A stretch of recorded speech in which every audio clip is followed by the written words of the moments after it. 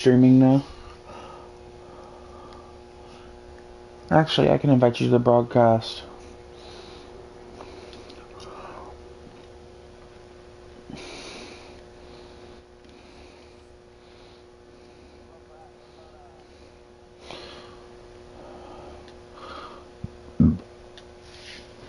The Ninkandi are insane.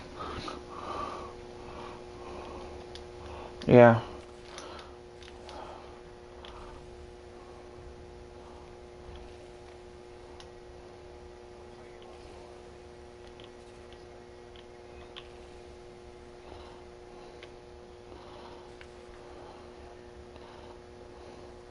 When you join in, I'll let me know and I'll explain some shit.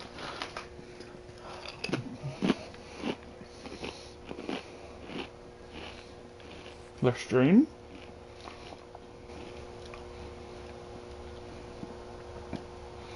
No?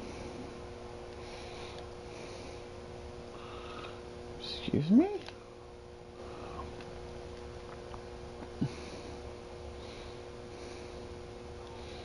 Yeah? What weapon?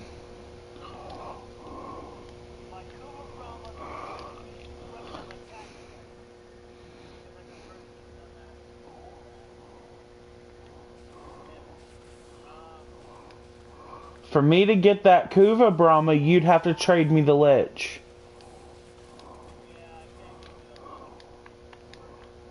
Yeah, you can, but I have a Lich.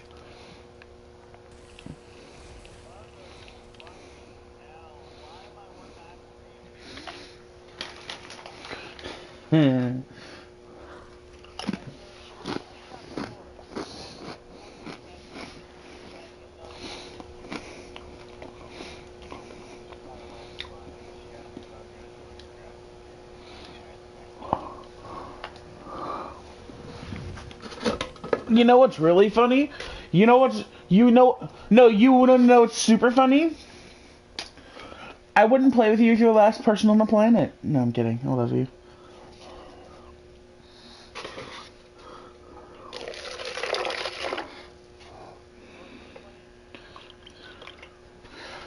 After 2020, I'm surprised there's anybody left.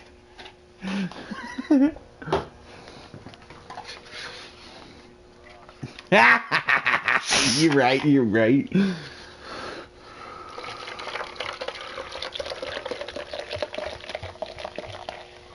So, I sent you a friend request. It should let you join my broadcast.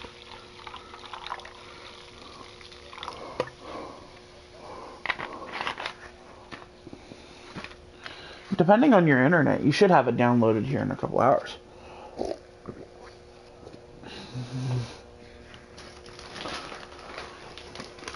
Oh, God.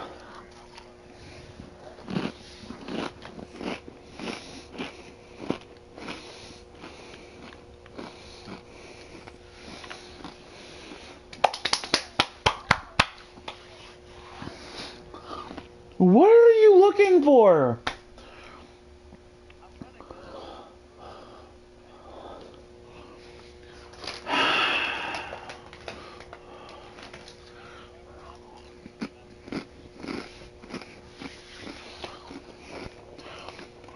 Chapter Core isn't that good.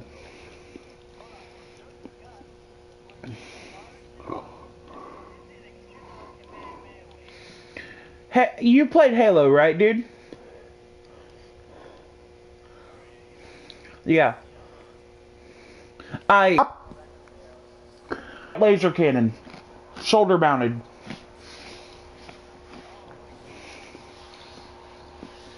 Yeah, you aim down the sights, and then to fire it, you had to charge it. Yeah. Spartan laser.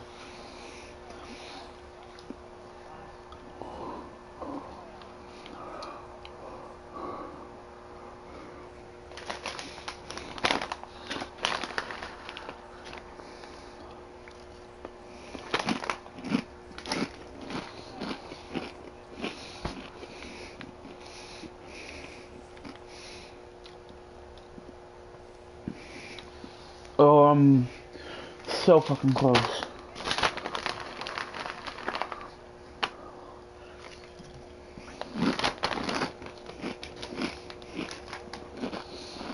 Hmm?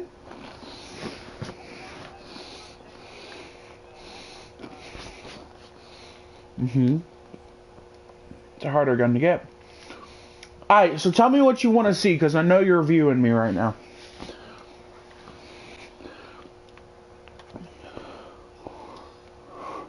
Let's... Well, let's start with Warframes. Tell me a Warframe. I've got them pulled up right now. Tell me a Warframe you want to see. Then I'll slow scroll so you can see some of them.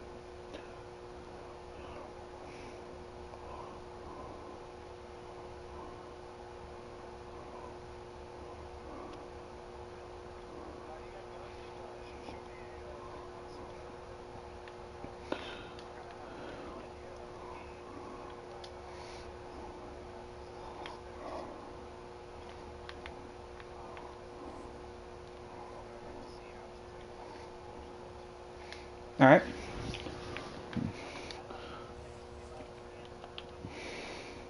Let me finish what I'm doing right here real quick, and I will get on that for you, okay, bro? Cause see, what I'm building is I'm going for this right here. This right here is a necromech. Mm-hmm.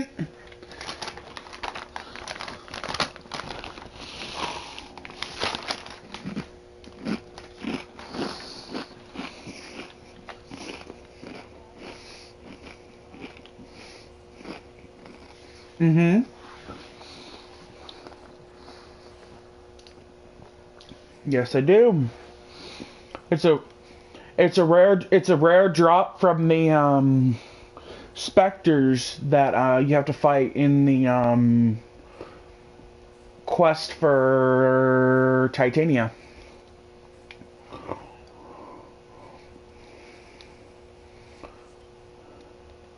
Right.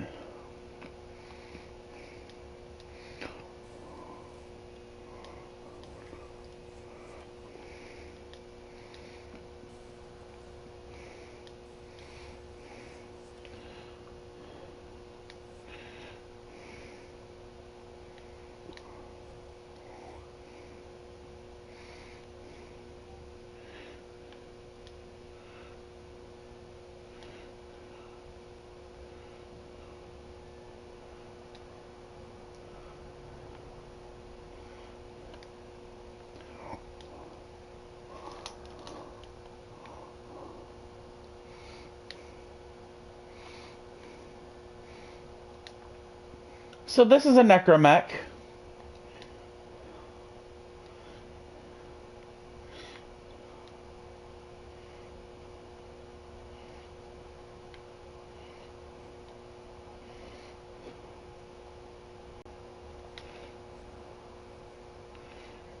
Uh-huh.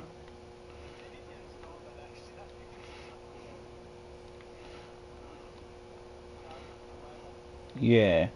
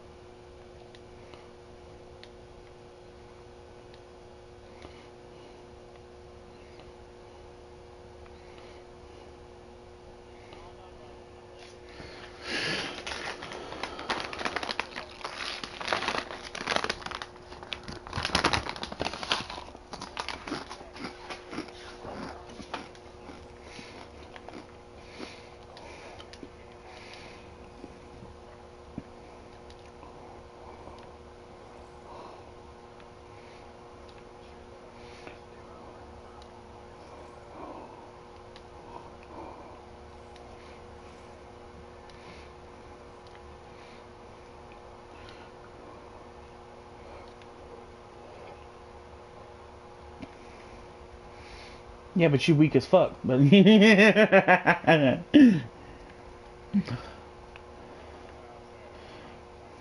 you're good. You weak as fuck.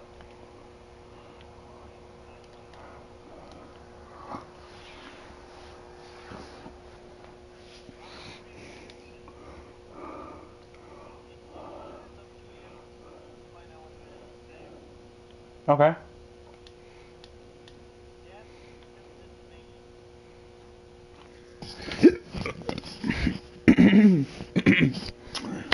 I got an answer for you. You ready? Eat my round voluptuous cheeks, bitch. No. Sorry, saving for another Warframe. Alright, so you ready to see me put some work in? You're muted.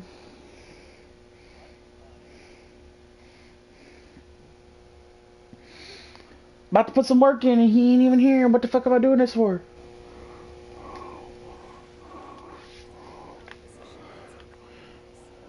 Here we go.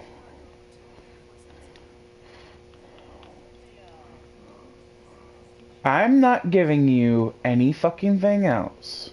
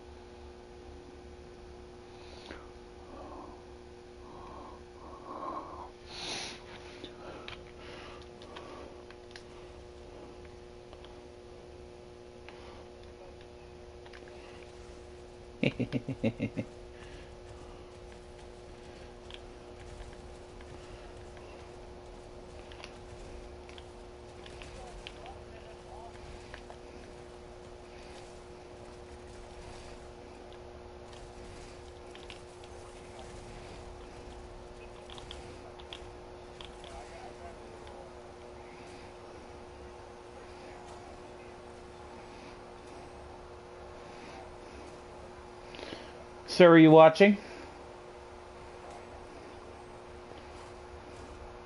This is a necromech. Yeah, this is a necromech. And this is what necromechs do to fuckers.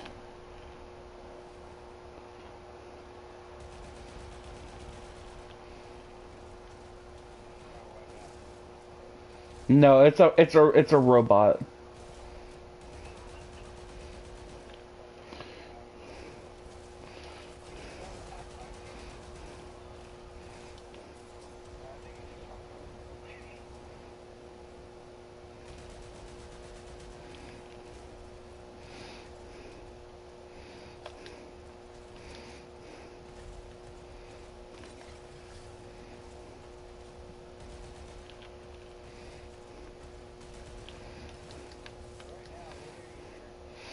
Right now, I'm just showing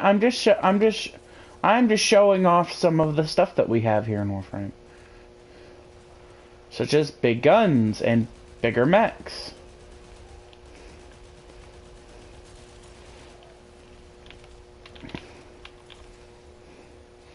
Alright, big boy, you want a piece?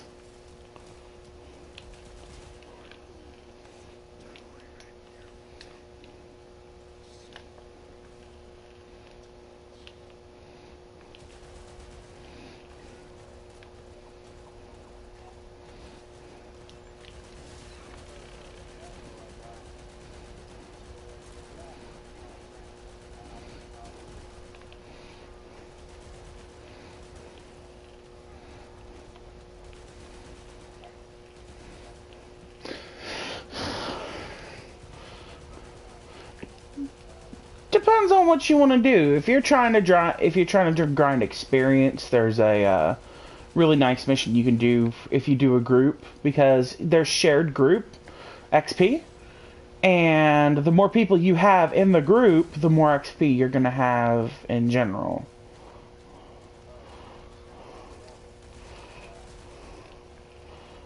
Yeah, the bigger multiplier.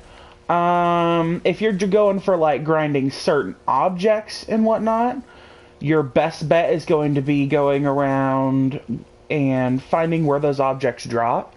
So like if I wanted to get polymer bundles, which is an object you can use to make most tech weapons, you would go to any place that's being used by the corpus. So like Pluto, Neptune, you basically planet hop to get your resources.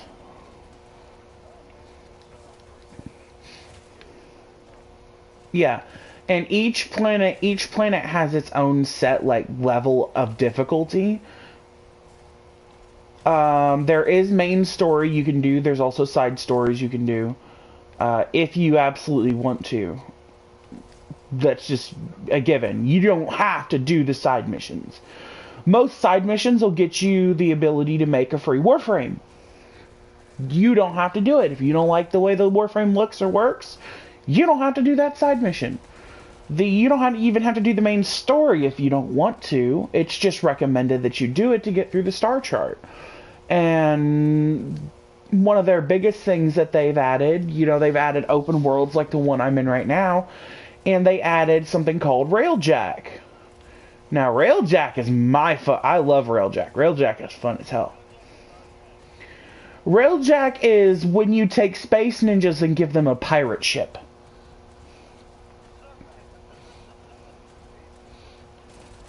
Yeah, there are four. You can have up to 4 people in a squad. So if you were to play with me and Nightmare, it'd be me, you, and Nightmare on the Railjack. And each person has a job. You've got 2 side gunners, 1 person repairing the ship, and 1 person piloting the ship.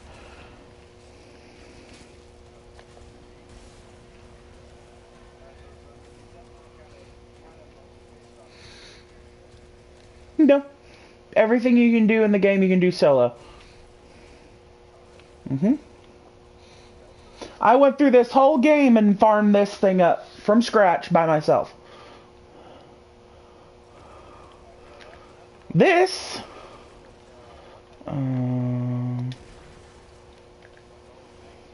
is my Warframe. This is my Warframe. This is Neja.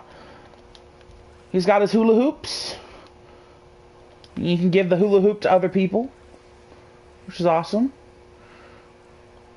He's your really fast boy. You have bows in the game. You have laser guns. You've got dual-bladed awesome stabs. You've got great swords that can turn people into glass. Yeah. You got great swords that can turn people into glass. You've got whips, bladed whips.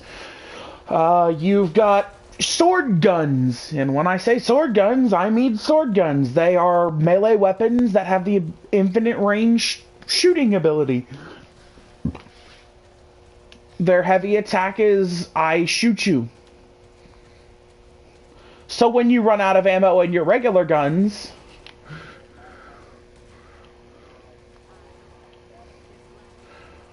you can stab and slash and shoot at the same time. It is basically, think of it this way. You're holding it by the handle, right? Picture it in your hand. There are two blades going forward and then a double-barreled shotgun in between the blades.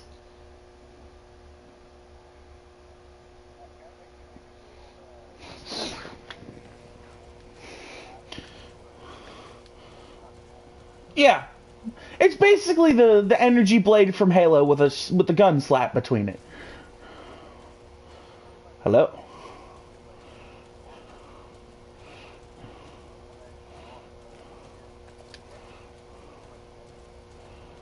Yeah. It's super fucking fun.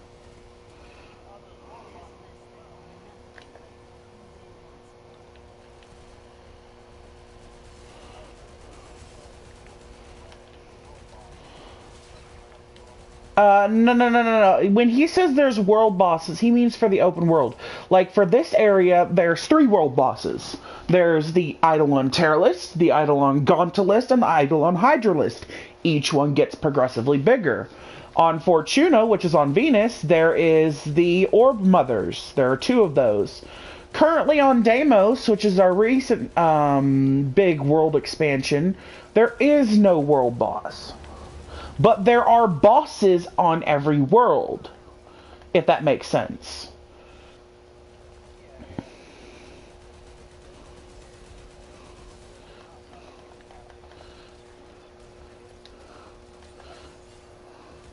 You can find them. You do have to clear out the start chart in order to get to, like, so say I'm a new player and I'm running through Earth. The boss on Earth is Vahek. If I want to go fight Vahek, I do have to complete a string of missions to get to Vahek. But once I complete that string of missions, I never have to do them again.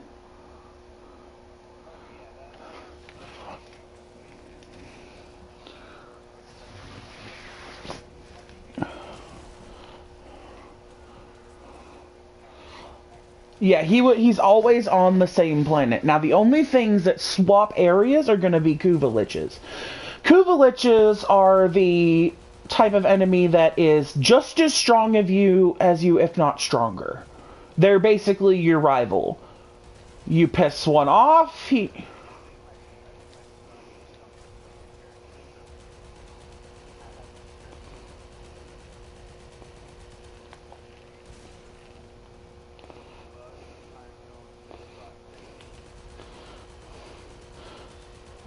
close, very close.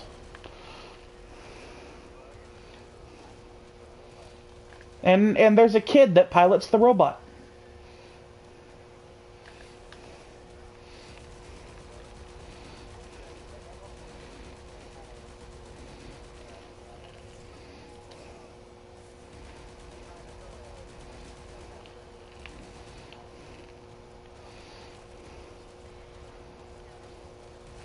You don't have to worry about that. Nobody plays Warframe for PvP. This is a heavily PvE-oriented PvE co-op.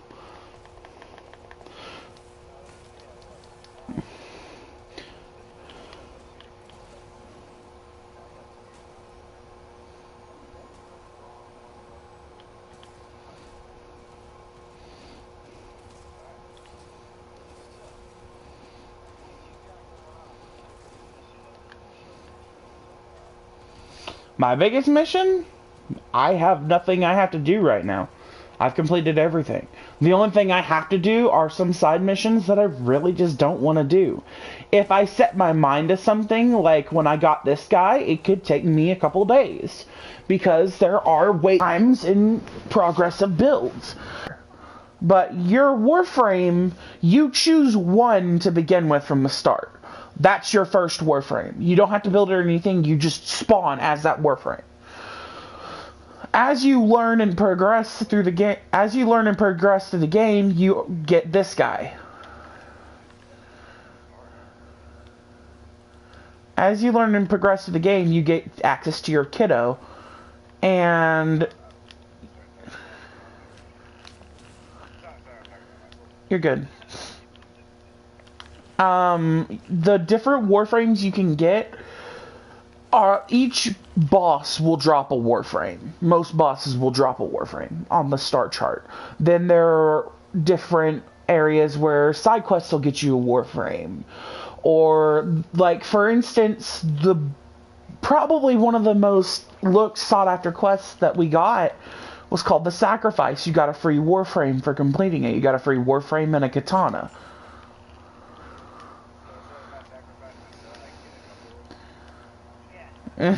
Yes. The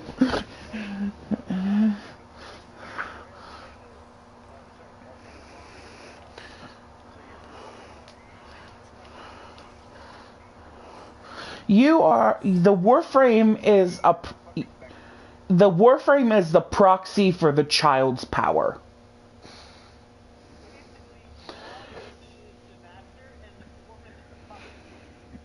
So think about it this way. Think you have all this power and people are scared of you, right? If you could put all that power into a subject that kind of helped limit what you were able to do to help people, that's what the warframe is.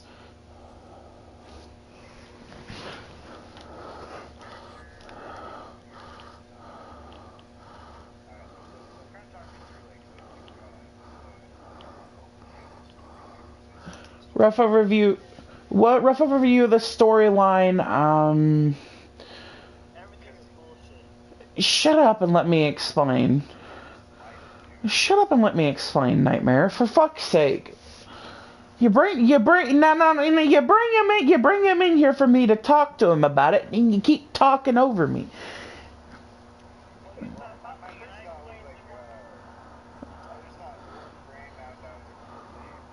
Yeah.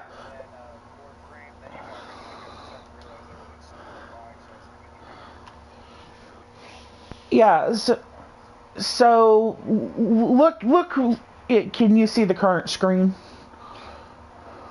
Okay, so I'm just going to scroll down slowly and you can see how many warframes we have, okay?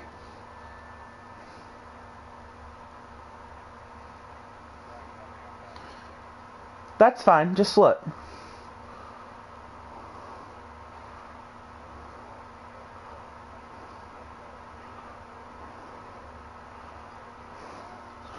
Each word. Think of it this way. You know how in Destiny you have Titan, Warlock, and Hunter, right? You know how in Destiny you have Titan, Warlock, and Hunter? Okay, well there's 3 classes in Destiny: Titan, Warlock, and Hunter. There's little over 70 classes in Warframe.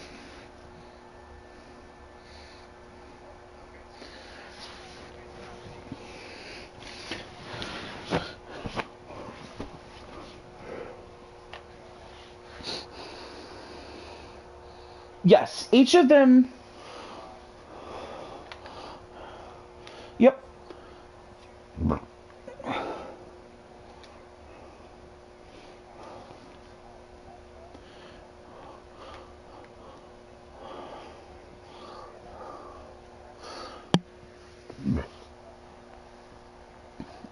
Very...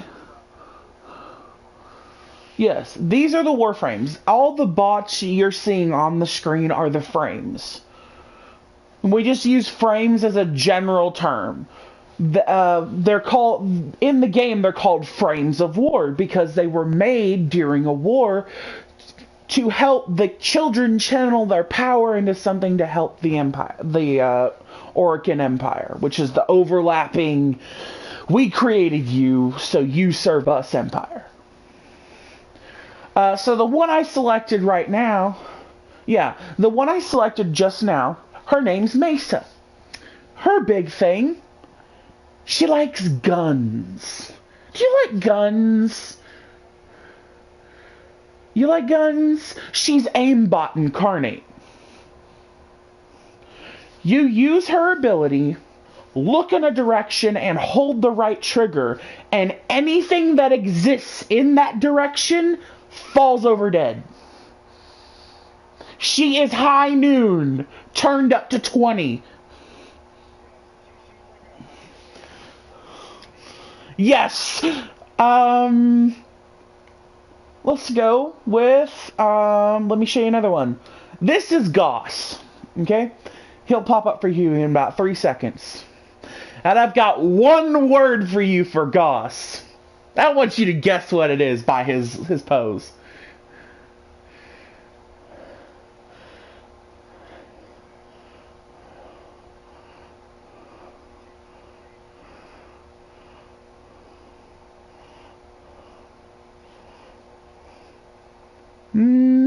It did. Look at his build. Okay. Yeah. No, that's broadcast. That's just the broadcast. It happens for broadcasts. I want you to guess the one word that I have in my mind for this man.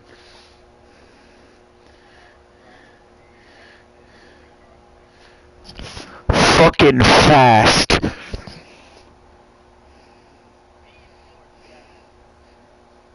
You push a button with him. Now, back when he was first introduced in the game, if you got him up to a certain amount of speed, the entire camera would invert and go upside down. You were moving so fast.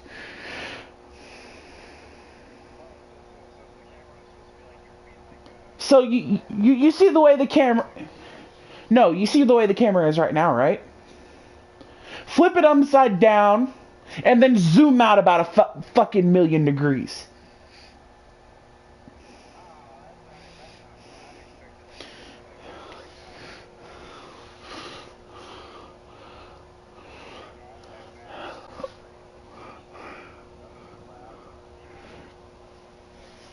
You can't... Your vision goes into a pinpoint. He was so fast at one point. He is built around speed and crowd control. Now you want to see a tank? Well, let's go back to my boy Neja. Neja, he's a good little boy. He's got a little bit of crowd control, but one of his best things is his warding halo. So if I pull up his powers here, his third ability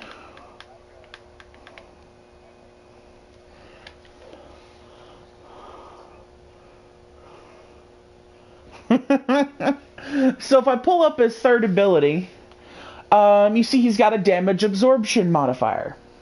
Well, that damage absorption modifier stacks onto a modifier that gives him damage reduction. So think about it this way. You're sitting in the middle of a bunch of enemies with big fucking guns and they're shooting you. You use this ability, you start absorbing all that damage for 3 seconds.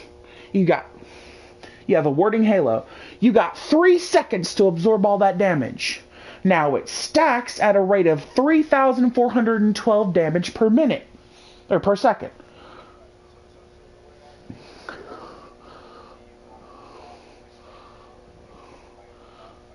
Yeah.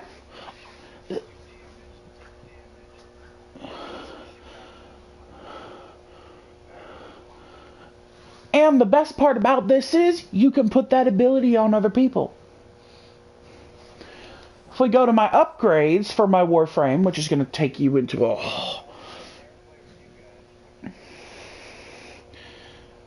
Well, that's my job. If I take you to the upgrade screen, which is going to take you to a whole nother level of Warframe, I'll show you his ability Safeguard. When using Warding Halo, it can now be cast on allies with 50% effectiveness. So instead of them getting the full buff, they get half of it, but they still get the buff.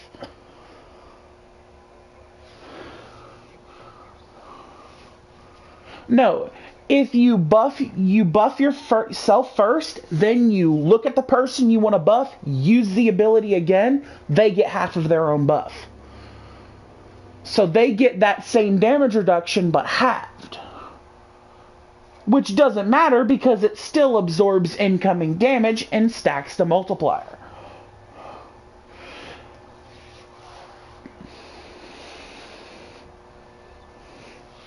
Oh, definitely. It's quite a show running in with a Neja and all damage dealers, and Neja says, "Hey everybody, take damage for free and prosper." Meanwhile, all the damage dealers pull out their means of damage dealing.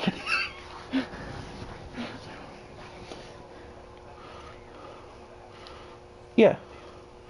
Oh, he can be a damage dealer. See, I've got him. See, I've got him.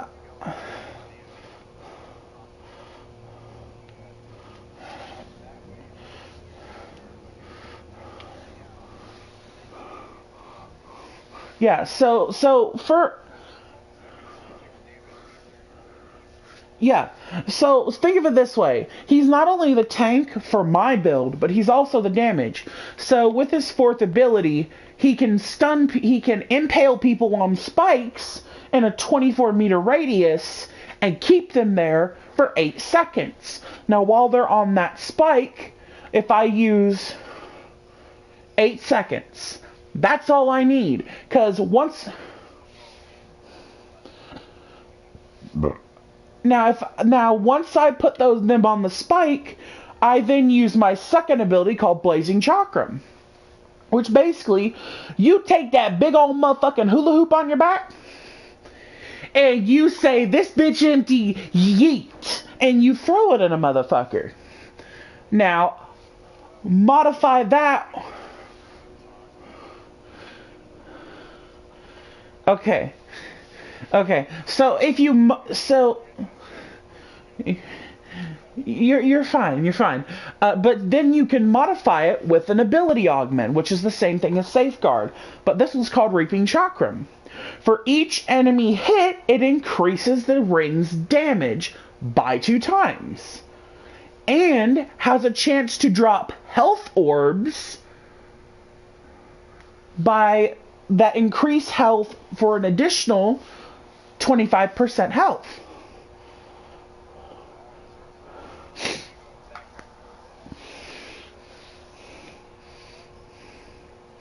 Yeah.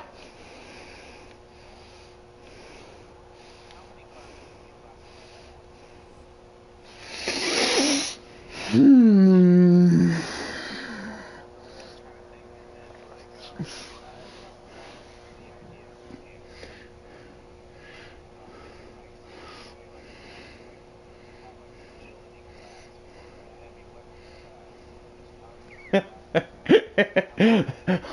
Oh, you don't have to worry about agility on any class, because all these motherfuckers can bounce and flip around like they're fucking Yoda. And heavy weapons, I got you.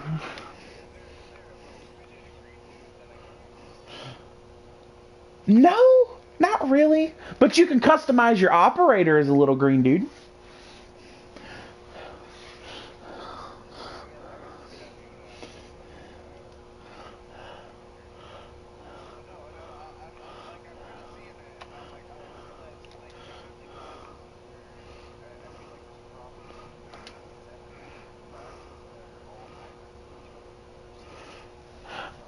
Yeah, every Warframe can use every weapon in every circumstance. So, like, if you give my little femboy Neja here, the 200 shot minigun with 400 extra ammo, you're good. Now, don't let this gun fool you, because on the side of it, as you shoot it, it charges up a rocket launcher that you then shoot into a group of enemies and watch them disappear. That's always fun.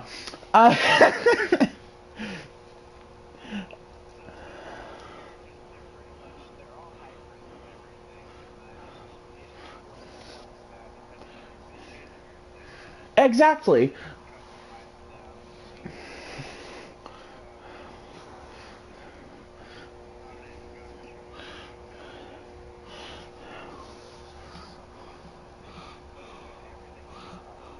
Everything can be crossed over. Now, for instance, you've got my skinny little boy here who looks like he's really fast, and then you have Grendel. Or as I like to call him, you'll see him in a minute, or as I like to call him, the walking black hole generator. This man specializes, and I shit you not, in eating people.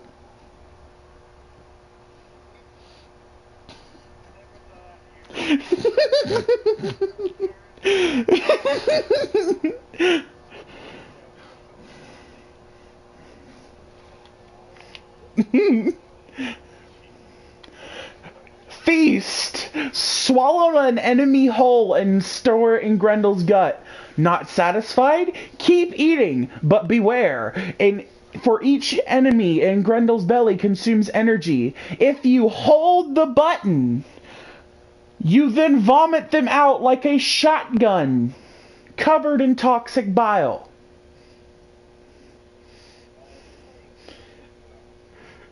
You know what's even better? When you're standing across the map and you look at a motherfucker as Grendel and you go, you're looking scrumptious. Nom nom nom. 70 meters away, I shit you not, and they come flying into your gut. This man can vor snipe you.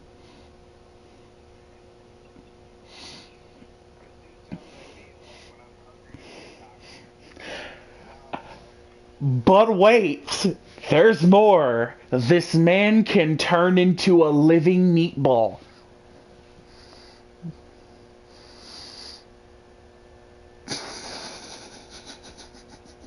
If you think I'm joking, I'm not. If you have enemies in your gut, the more enemies you have in your gut, the bigger you get. Powered by Feast, Grendel curls into a ball and knocks over anybody in his path. Jumping slams Grendel into the ground and generates a damaging shockwave.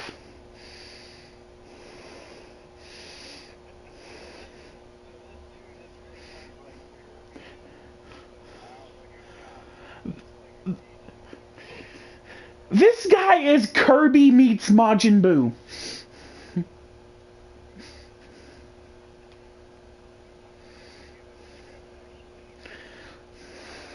And it's so funny because there's a damage adapting enemy in the game that the more you hit it with a certain type of damage, the more the less damage it takes with that damage type.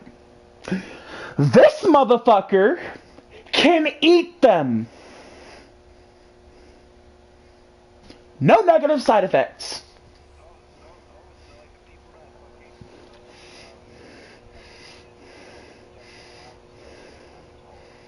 Yeah. Yeah, you literally just say, you're looking scrumptious. Dinner.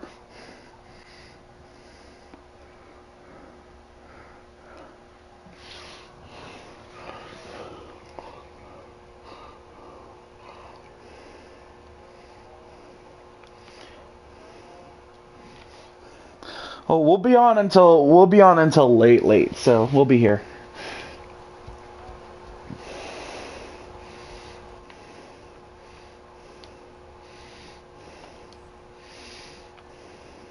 We're talking like 2 a.m. late.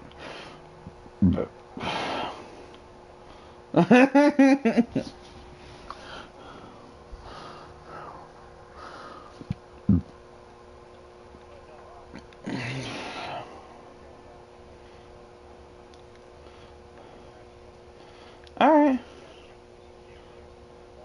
Yeah, I'll start up a survival and we'll go in for it.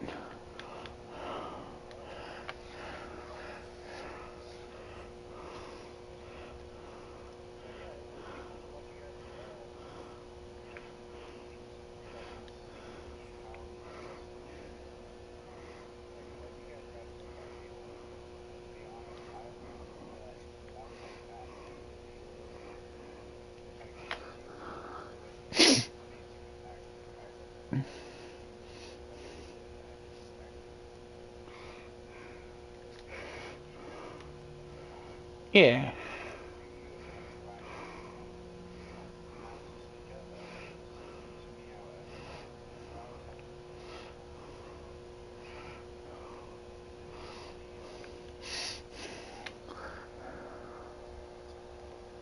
Yeah. No, trust me. This game's learning curve is gonna hit you like a fucking car wreck.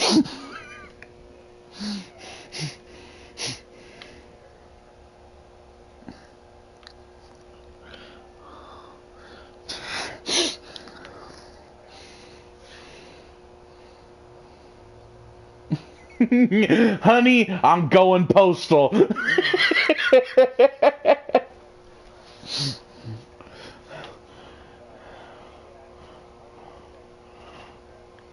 Alright. Hell yeah, we'll do it when you get back. Peace.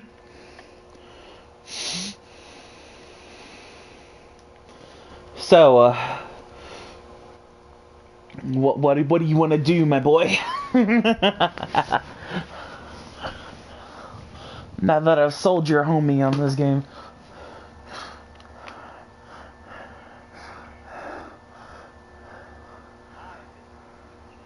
What stupid shit you doing, bro? Why ain't you you doing stupid shit with me, bruh? Bruh. You ain't finished the sacrifice? You don't have... What you doing then?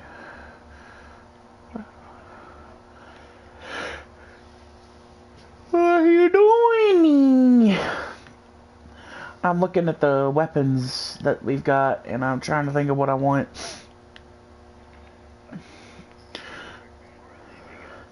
Yes.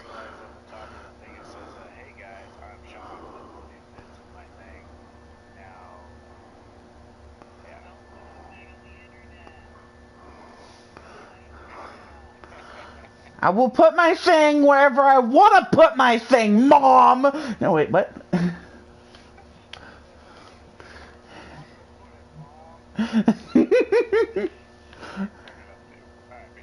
Face.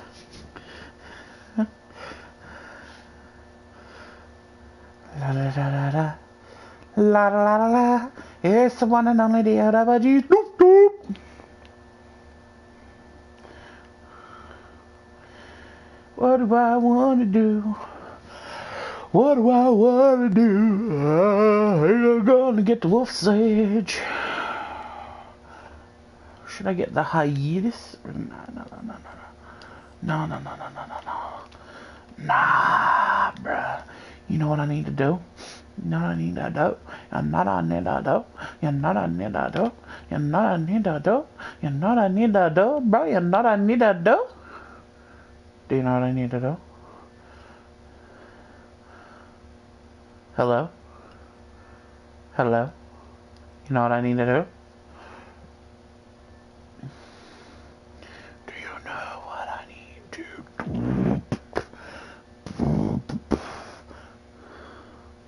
Do you know what I need to do?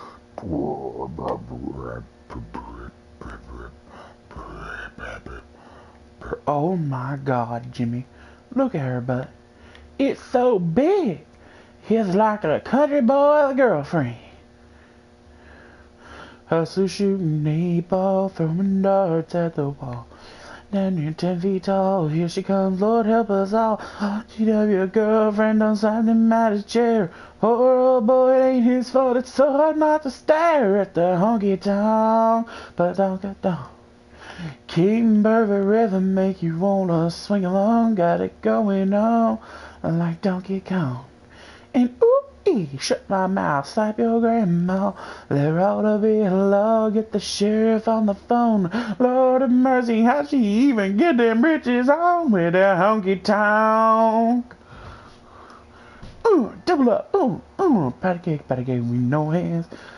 Got me in the club, making wedding plans. See the Jane Preacher while you do your thing. I need to get famous on Instagram. Hot damn it, her booty like True Planet. Go ahead and go ham sandwich.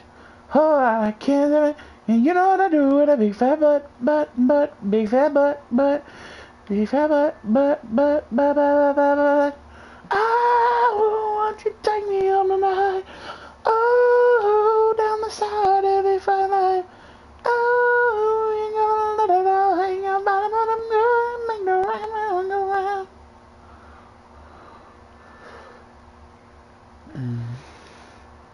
Whatever I'm thinking in your face, you get sprung. Deep in the sheets he's wearing. I'm hooked and I can't stop hearing on me.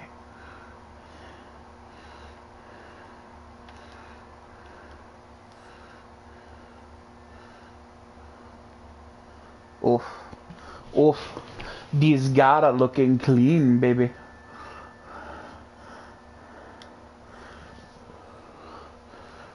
Let me see that thong.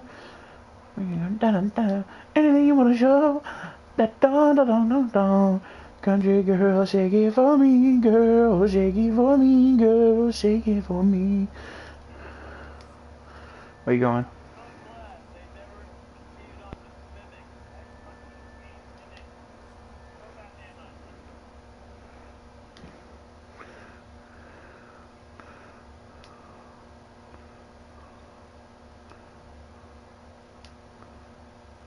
Ooh, ooh, ooh.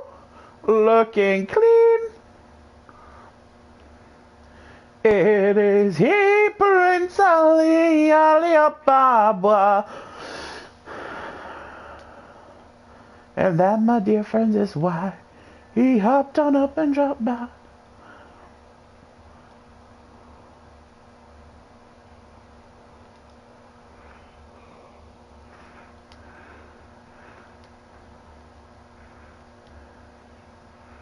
Ooh.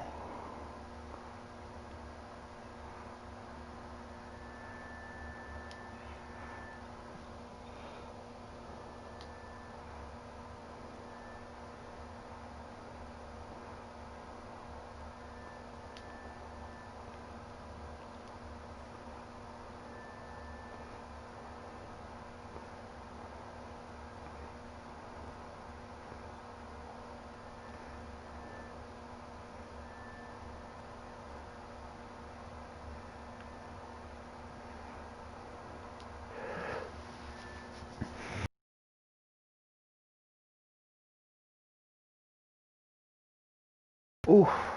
That is a nice look.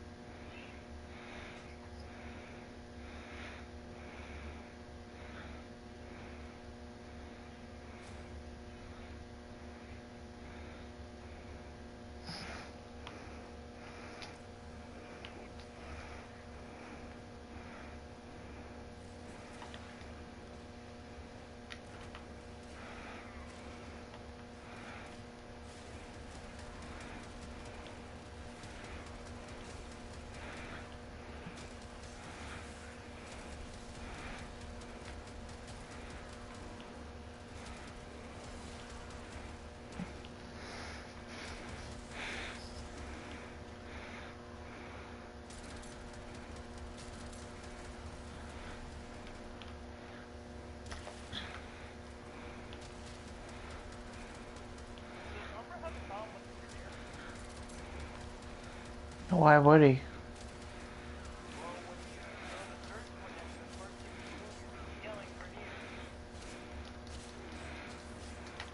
He's also pissed because he can't fucking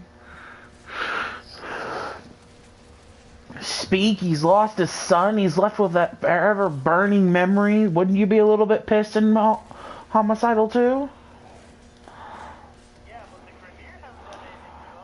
Nigga, what? No, shut your mouth. It ain't the corpus. Who do you think made the Grenier? The Orokin made the Grenier, dude. Yeah, the Orokin made them for servants.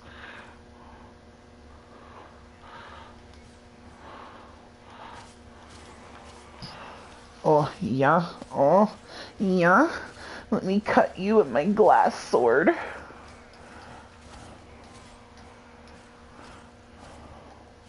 So I got the Gara skin. And she looking fly. I got a new look to it. It looks clean, brother. Let me tell you how clean it looks. Ah!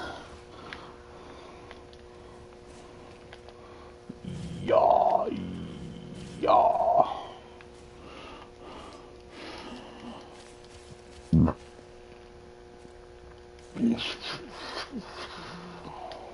Stalker.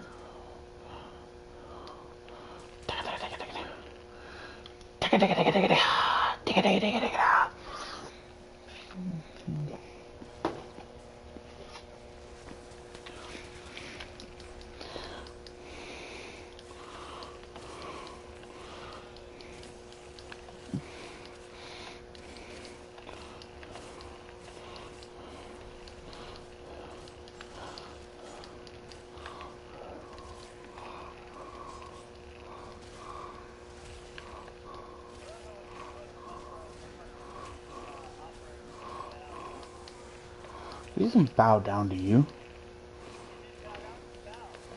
No, he doesn't. No, he didn't. Did you hit him with a void blast? You're crazy.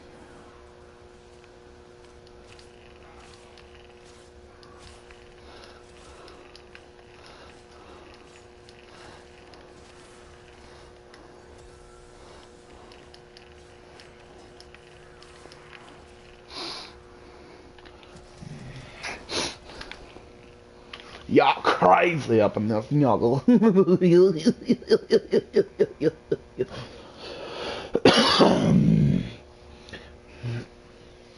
to fatigue, a Jedi walked alongside the attacking clones. Who is that?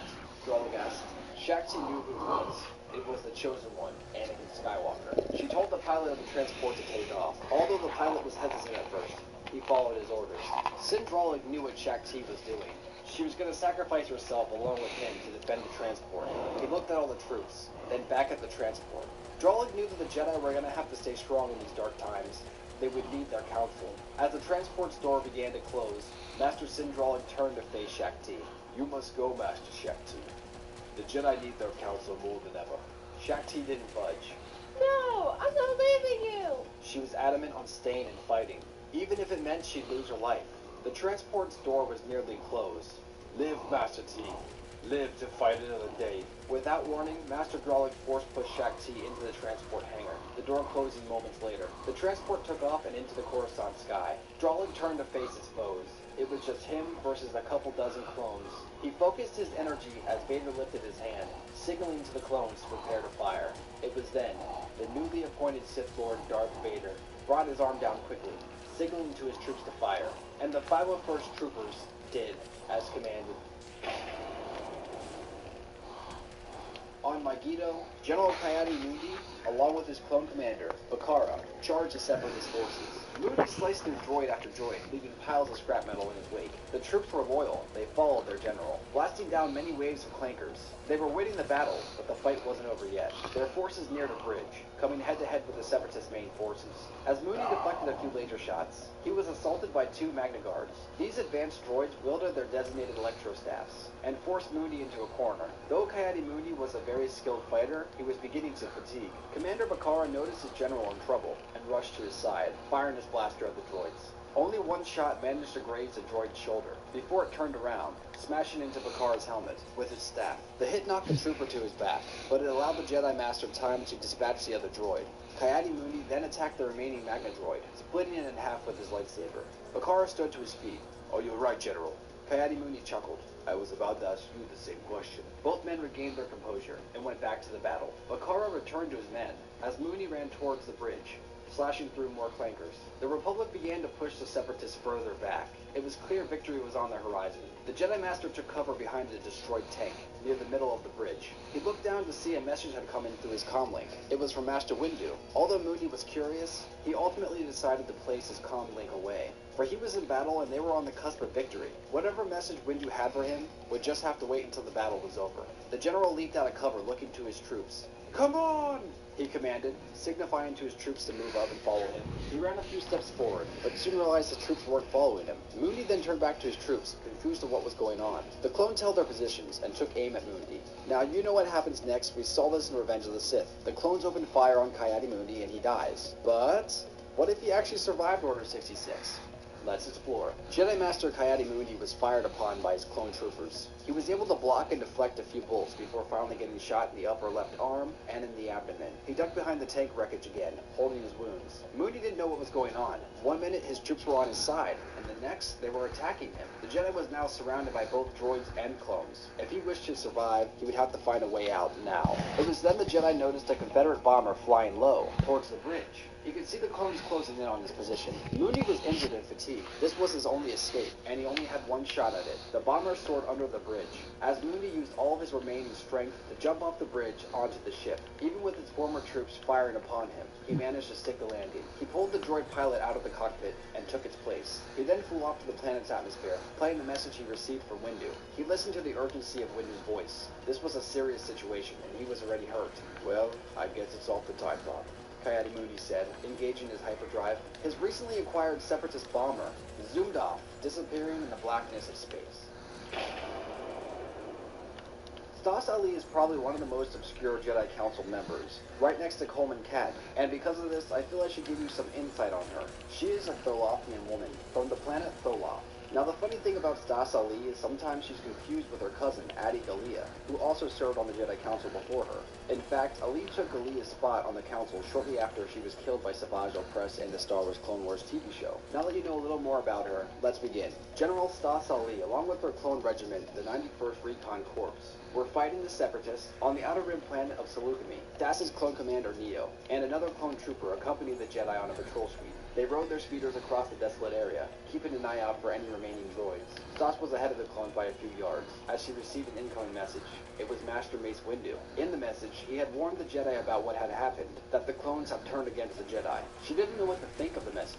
Mace Windu looked fairly beaten up, but Commander Neo and his clones seemed to be fine. She slowed her speeder, lining up between Neo and the other clone. Commander, are you feeling all right? Neo nodded his head. "Of course, ma'am.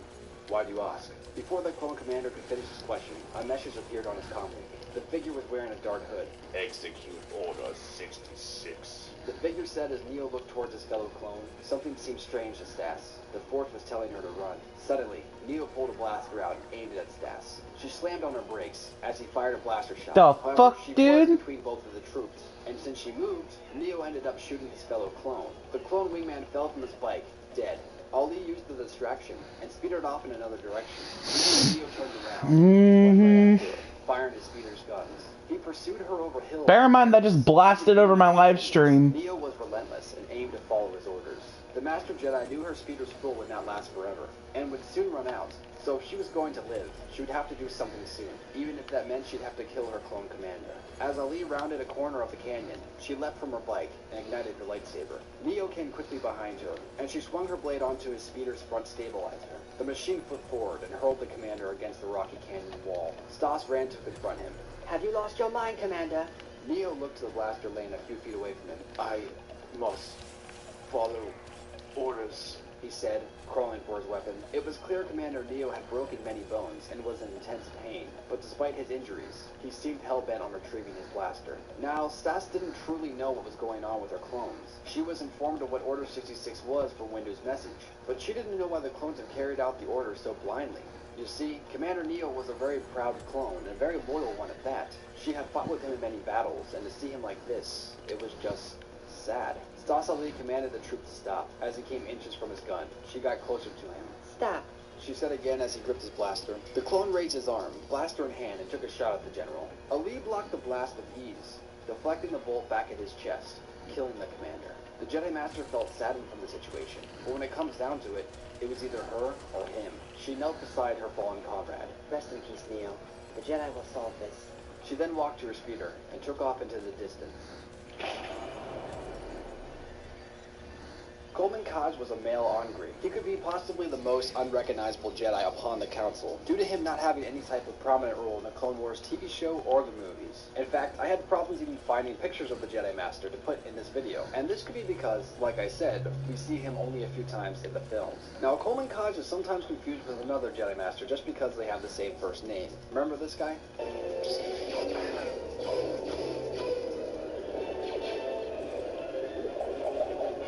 Yeah, that was Coleman Tripper, and the funny thing is he also served upon the Jedi Council in Attack of the Clones, up until his death by the hands of Jango Fett like you just saw. Also, just like Eth Koth and Ajan Kular, as well as Stas Ali and Adi Gallia, he also has another Jedi who looks exactly like him named Pablo Gil. Another interesting thing about Coleman Kaj is that his death is unknown, meaning he may have actually survived the Jedi Purge. However, unlike Shakti, no one really knows him, so I don't really think anyone would care if he actually did survive. But I guess that's based on your opinion. So even if Kaj is somewhat unheard of, he is still part of the Jedi Council, and thus deserves his own part of the story. So here it is. The Jedi transport vessel flew through hyperspace, making a beeline for the ancient Jedi sanctuary of Tython. On this transport ship, Master Coleman Kaj entered the medbay, where both Master Mace Windu and Master Kit Fisto were receiving medical attention. Coleman informed his fellow masters on the status of the rest of the Jedi Council. He told them the remaining council members have survived, and were on their way to Tython as well. Good. Mace Windu said, flexing his new cybernetic hand. Then the Jedi have a fighting chance. Fisto then asked Kaj if he heard from any of the other Jedi. Master Coleman informed them that Masters Kenobi, Yoda, and Ali were fine. Master Kayadi-Mundi is injured and will require some medical attention, but he will live. Master Shakti is on her transport, however, Master Sindral didn't make it. And Master Plo Koon had been saved by Skywalker's former pupil, Ahsoka Tano. Tano? Windu questioned. She may be working with Skywalker. I don't believe so. Kaj replied, the way Plo Koon spoke of her. She saved his life. Fisto then butted in. Any word from Jedi Secura? Coleman shook his head no, and Fisto seemed to slump in his posture. For, unbeknownst to the Jedi Council, Kit Fisto and Ayla Secura had fallen in love. Now, I didn't add this to the story. Their relationship actually happened in the Star Wars canon. You see, Kit and Ayla kept their secret relationship through the entirety of the Clone Wars. And for this, Kit Fisto feels that he lost the love of his life. But the Jedi had bigger fish to fry, so the morning would have to wait. Windu spoke again. Has Kenobi been informed of Skywalker's betrayal? Coleman shook his head once more. I didn't have the heart to tell him. Not over the comlink, anyway. Suddenly, the transport came to a halt out of hyperspace. Coleman contacted the ship's cockpit on the matter. The pilot informed the Jedi that the hyperdrive was overheated, remarking that the transport's hyperdrives were not meant for such long distances. It was then, outside the main window, a massive object appeared. It seemed to have come out of nowhere, as if it was teleported. Soon, the Jedi realized what was coming towards them. It was the Republic battle cruiser. No, Fisto said. The clones followed us. The three Jedi ran to the cockpit and were contacted by the cruiser. Windu stood firm. If it's a fight you want, it's a fight you'll get. Soon a hologram appeared. It was a clone for sure. He wore the color blue upon his armor. Actually, sir, I come in peace. The Jedi soon realized who they were talking to. It was Captain Rex. You're not fooling anyone, Captain. Rex removed his helmet. I mean no offense, General, but not all clones turn on the Jedi. Besides, I've been given orders to help. Windu looked confused. On whose orders? Mine. A separate voice said over the comlink. Soon, a Jedi stood beside Rex in a hologram. Master Kit Fisto couldn't believe his eyes. It was as if the dead have come back to life. Standing before the Jedi, in the blue haze of the hologram, was Jedi Master Saesi Tin. Saesi Tin was a very powerful Jedi whose life was Is that so? Darth Sidious. But, as you know, the theory is, what if he survived? So let's explore that theory. Now, as we know, Kit Do Fisto I need a baby group? slash across the chest, so we could assume that Saesi's wound wasn't that deep either, and he could survive as well. So instead of dying, he just passed out, much like Kit Fisto did. Saesi woke up an hour later after Fuck no. My girl left me because I was helping Nightmare get through some shit. Next to him lay the corpse of Agent Cooler. There was a single stab wound through the middle of the Zabrak's chest. Now let me just explain. She said that Is, what if the Jedi Council he survived Order 66? she said that when Nightmare can actually prove that he's a good person, she'll come back to me. So. It's because out of all the deaths of the Jedi Council, in my opinion, Agent's injury is Nightmare. terrible for him to come back from. And for that reason, I kept him dead. Tim then noticed that Kit Yeah. Fisto's body was missing as well. As he heard footsteps enter the room, the Jedi quickly pretended to be dead, laying lifeless on the floor right next to Agent Cooler, just in case it was the That's chance okay, he to just come back blasted to the futa porn over my live stream. First Captain Rex. He was escorted by 2 other clones. Blasted futa porn over my live stream. Rex commanded, "Wait, the one clone dead." Obviously he ain't that clean. No, I believe there were only 2. Now let's get to work. The clones packed up Agen's and Saesi's body into bags and took them away. They exited the Senate building and got onto a small transport ship. Saesi tried to remain still. Let you explain, huh? Be able to adjust the position to feel better. Unfortunately, one of the clones noticed the bag moving. Moments later, the clone ripped open the bag, spilling Saesi out onto the floor. What the fuck? The 2 Hello? clones pointed their blasters at the wounded Jedi. Oh, However, dear God, what is happening? Can you hear Rex me? told them to hold their fire. He wielded both of his blaster pistols from their holsters and walked up to the What the defensive hell base is going by orders of the on? Republic. "You are declared to die, Jedi," Rex said, pointing his blaster towards Saesi's face. But this time, the Republic is wrong. Rex quickly turned around, aiming his blasters at the other clones. Jesus and pulled the fucking triggers. Christ. He managed to kill both clones with 1 shot each. He then turned to Saesi, reaching out his hand in support. "We have to go." I'm currently lagging my On ass Tython, off. the entire Jedi Council has arrived, except for Masters Obi-Wan Kenobi and Master Plo Koon. The Council is gathered along with Rex and a few other troops, inside an ancient Jedi temple. The captain explains that he and a few others discovered the chips. "We didn't exactly know what the chips were, but we knew they had to go. Hundreds of clones either removed them or short-circuited them. However, although hundreds removed the inhibitor chips, there were still thousands of other clones who did not." He explained that Cody and the other clone commanders were against removing them, for they believed that the chip kept them sane and loyal to the Republic, and if they were to remove it, they'd be no better than the Separatists. He went on to say that Commander Wolf was planning on removing his too, but unfortunately, he forgot to. Master Mace Windu could hear the truth in Rex's voice, but he still had questions for the captain. Why were you chosen to take out Masters Coolor's and Tin's bodies? "I had my orders, General." He informed the council that Skywalker instructed him to stay with the Chancellor and do what he needed him to do, while he dealt with the traitors. "And I did as commanded, but something felt wrong." General Skywalker was not the same. Once Rex saw the damage to the Chancellor's chambers, as well as the dead Jedi, he knew it was time to call the code word. "Code word?" Kayadi Mooney questioned. "What is this code word of which you speak?" Me? Use the word rebel. The captain explained that he created the code word for I all am. the clones who removed the inhibitor chip. For once the troops received that Yep. word, that means the Republic has betrayed them, and they are to report as soon as possible to a secret Republic cruiser dubbed the Savior. Captain Rex never truly believed that there would be a day where he would actually have to face his own Republic, but with the Jedi's help, they could kill the Chancellor and take back the Republic. Though the Council was hesitant at first, they soon realized Rex was right. The Chancellor needed to die. He was just far too powerful to be left alive. It was then they started planning. The Jedi and the Rebel clones would stand together and face You can the call me Broly. After a few hours, the plan is finally hatched. And Do Master not Yoda call me gives a Sean. final I will impale you on a spike, bitch. "We must, or die trying. We shall." It was then Obi-Wan, Plo Koon, and Ahsoka entered the room. "What is going on?" Kenobi questioned. Stop telling people my real name, Exerces. As he looked around the room. "Wait, where's Anakin?" Exerces. Now let me Keep saying my real name, and I'm gonna keep calling you it wrong. technically survive, which is true. However, although Anakin's physical body did survive, who he was inside had been killed by Darth Vader, so Anakin did die. And if you don't believe me, just ask Obi-Wan. Isn't that right, Master Kenobi? He ceased to be Anakin Skywalker and became Darth Vader. I know he likes to brag it everywhere. That's the thing. I know he likes to brag it everywhere. That's why I use it against him. So with that cleared up and out of the way, let's enter the story. The Jedi and Rebel clones mounted up on their assault at Coruscant.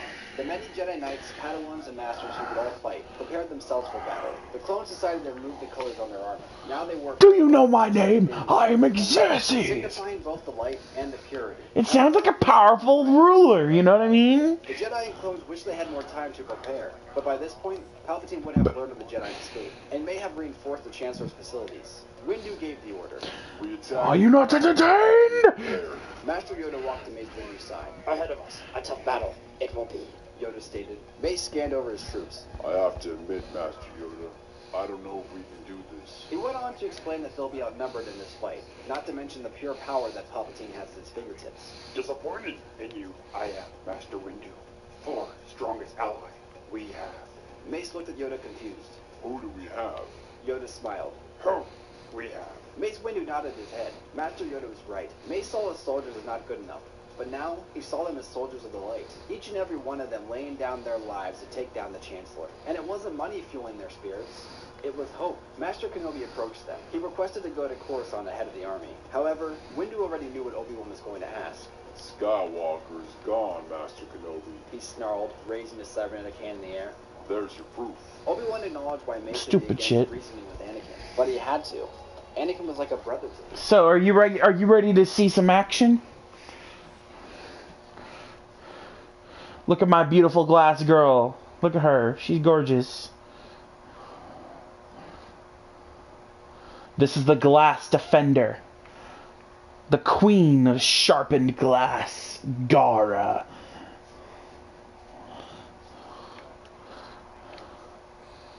Oh, no, no, no. No, no, no, no. She has infinitely stacking damage.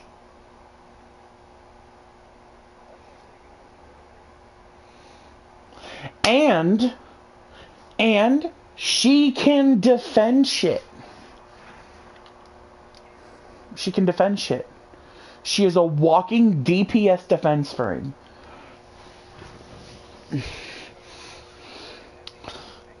Uh-huh. And when I say heavy hitting, I mean stacks damage to the point where you can walk into somebody. No. See, the 9-inch stick has to make penetration. Gara doesn't have to make penetration. She just has to walk past you and you die.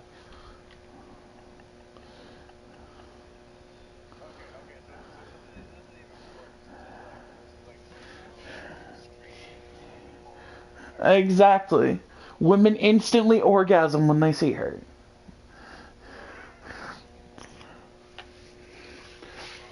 Whereas instead of women, it's heavily armored assault troopers going up against a woman made out of glass.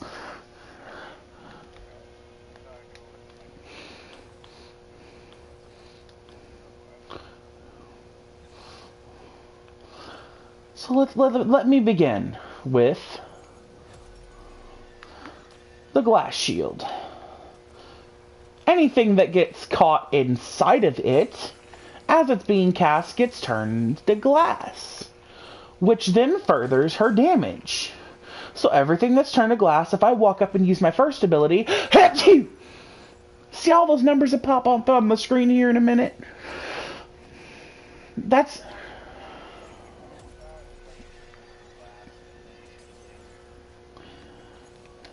See, I use my pocket, Oh, well, here's the thing.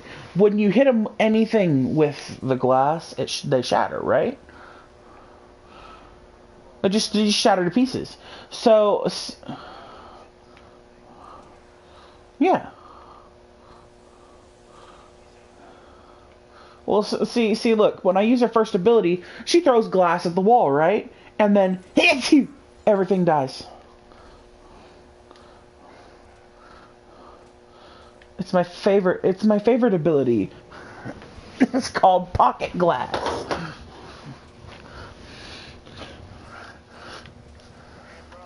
What?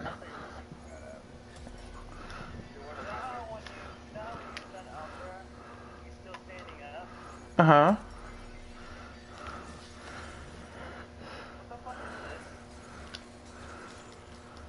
He's running back and forth. Now hold on. Look at this screenshot. Alright, screenshot this.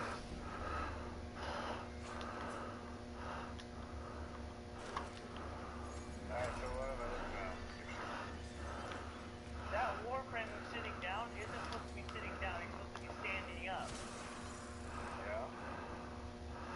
Yeah, every time I go near him, he starts sitting down. Like wait, are you the one on the left or the right? I'm the kid. I'm gonna guess a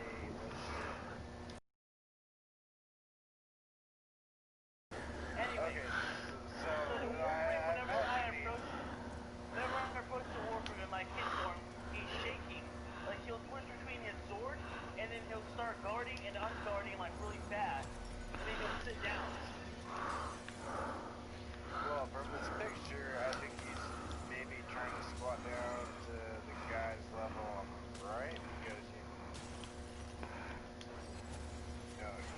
getting ready to do the deep. I kind of thought you were the big girl on the left first, but you make long story short, your fucking operator. I think the reason that he would do something like that is because you're not in a form. Because if you're in a form, your abilities are already going to go one way or another. Like you already kind of know. But when you're in like a form, Well, here's the thing. Here's something interesting about that. he's going to guard and unguard because he doesn't know what's about this warframe though, bro. It's sentient. You enter your operator form? I was going to tell you my idea. Yeah. So listen, every other warframe, when you exit out of the suit of armor, which you can when you get to a certain point of your story, you'll immediately into T-pose. This warframe follows you around and protects you. What he's trying to say is that Umbra is one of the only existing sentient warframes that can function without an operator. Wait, did you say Umbra? Yes. Oh, that's his name. Oh, I was already going back to Bayonetta. Hell yeah. But his name is Excalibur Umbra. Yeah. No, I feel like... Oh, that was disgusting. I feel like if I was in his shoes, like, if you go to human form, then you would have to constantly have your guard up and down, like, in order to interact, because you'd be like, what is he gonna do, or what's the form he's gonna choose, like, how the hell is he gonna do it? Like, he is fearful of you, right? No. The whole thing is the Tenno, which is the operator, have respect for the warframe. That's part of one of the only ways that you can operate Umbra is you have to earn Umbra's respect. He's fully sentient. He's a living being. So the only way you're getting access to the way you can control him is if he's got your respect, not your fear. Because he don't fear a single motherfucker. No, that's what makes sense. So put yourself in his shoes, and then I'll be in your shoes. Okay. So if I walked up to you, and I was all fully mechanical, like, person, I can do this shit on, like, command, I can just switch to whatever, you're fearful of me. Not of me per se, but my abilities and shit, but you also know that, like these are children per se, right? They're controlling, like, so they can go out of range anytime. So here's So if you don't approach him in a form other than your own, he's going to be fearful of you. no. Approach him in a robotic The whole reason he works with you is because he has respect for you. He doesn't have fear. See, the man who made him what he is, the man who made him what he is. No, I don't. I've been playing since the game came out. I know I don't have it wrong. Alright, so here's the story. There's a bastard who keeps turning people into, he used to turn people into warframes. And he made Umbra kill his son. Yeah. All right. Right. So he wanted vengeance. And the Tenno didn't go down and say, "You're mine, I control you." He didn't say that. He walks up to Umbra in this set, because Umbra lives one memory for his entire life. And that's the day he killed his son. They added new shit to the storyline. I was being sarcastic. I haven't played the storyline. I was just approaching it from humanity. Oh yeah, definitely humanity point of view. But the... Hey! Stop! Nightmare! Well, I'm giving you the I'm giving you the counter argument. I'm giving you what actually happens. I'm a human, right? You approach me, and you're just in your normal form. Yes, I would probably have to constantly be changing my defense in case you attack me. See, Umbra's not a human, though. He's a sentient warframe. The Tenno, which is what you are the controller. You are the controller. Yes. Umbra is a sentient warframe. Well, then this AI is going rogue. No, there is no AI. He's a person. He was turned into the warframe. Warframes aren't just a machine. They're biologic. They have blood. They can be decapitated. They can die. But the only issue with the warframe is you can never truly kill a warframe without killing the Tenno. So it's almost like an extension of your soul. Exactly. It's a... Well, it's really hard to explain without you being here and going through the story. So this is what happens, right? You find Umbra in pieces after being blasted to pieces when he goes up against the man who made him who he is. Against all odds, this one warframe goes up against a man and his army. He doesn't fear you. Because when you go after him, he motherfucking choke slams you into a pillar. When you try to control him, he breaks free and gives you this look of, "The fuck did you just try to do to me?"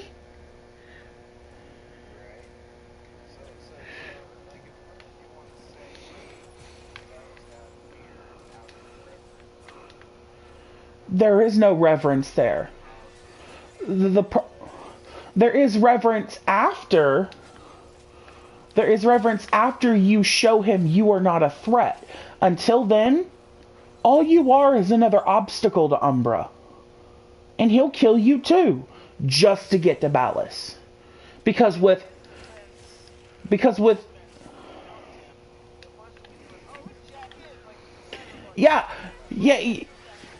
Yeah, basically, think of it this way. You immediately rebuild him into his normal form. And he's waking up like, "Man, what the fuck? Who the fuck is in my head? Who the fuck is this bitch? Man, get your bitch ass out of here."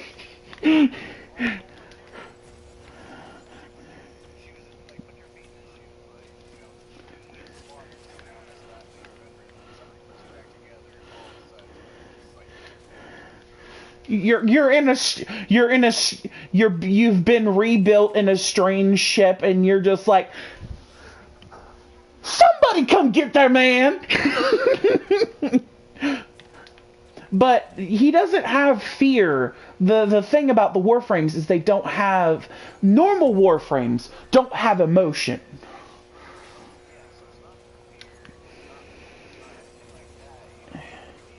It would be reverence.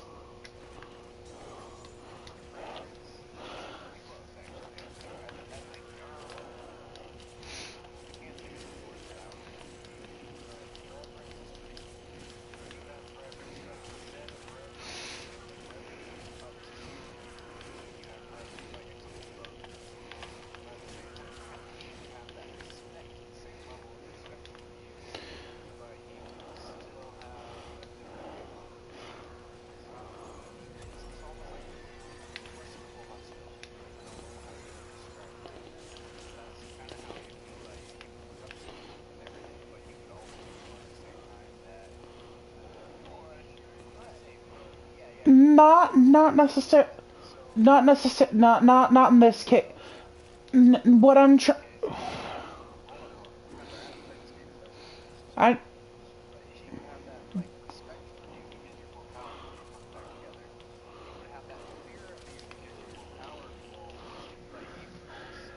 That's the thing, though. Without the Warframe,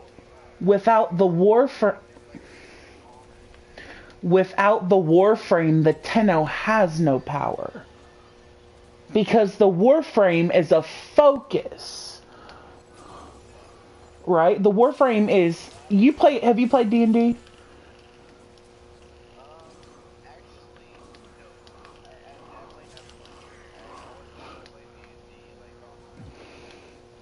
Okay, so you know how in Neverwinter you can't really use your abilities as a wizard without a focus?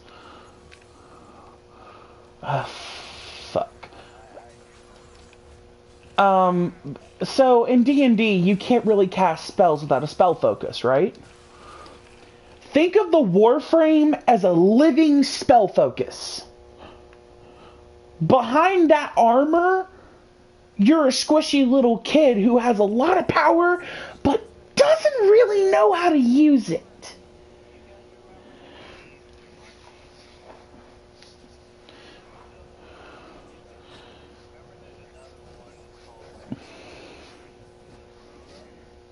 Zathura, yeah. Yeah.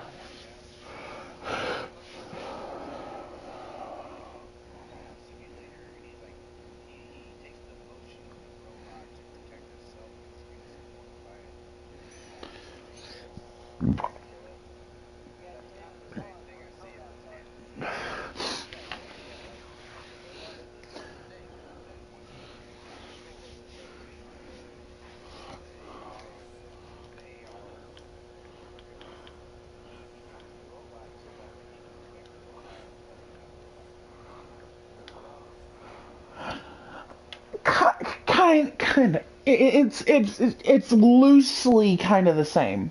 There's a lot of give in that, but it's close. So think of it this way: instead of the robot being protected by the person, it's the person being protected by the living, by the. You know what Guyver is? It's a really weird comparison, but you know what the Guyver is? The Guyver suit?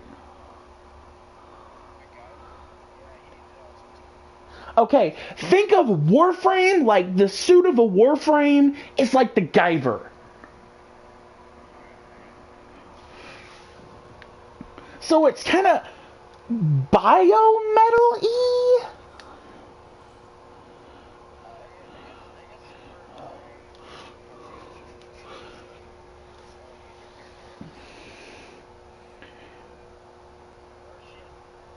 No, after a certain point, he can choose how he controls it. Because you can physically come out of the suit through transference, which is how they control the Warframe, but most of the time you sit on the ship. Yeah.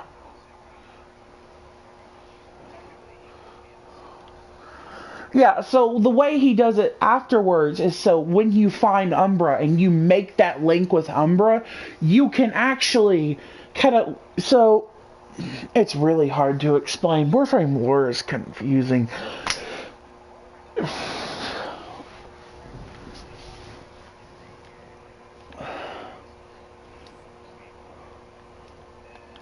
Are you not in the stream? Okay. Sweet. So think of it this way. You're the Tenno, right? And I'm Umbra. You rebuild me after I'm going up against the man who created me, who made me kill my son, who did all this. And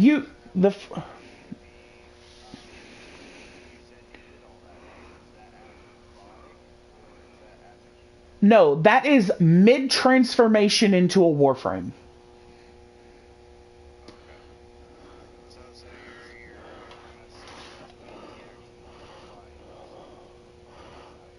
Mm-hmm. That's how Ballas was able to make you kill him. But see, I never got to let go of that guilt because I transformed into a Warframe after killing him. So the last thing I remember is that happening, and it's playing over and over and it doesn't stop.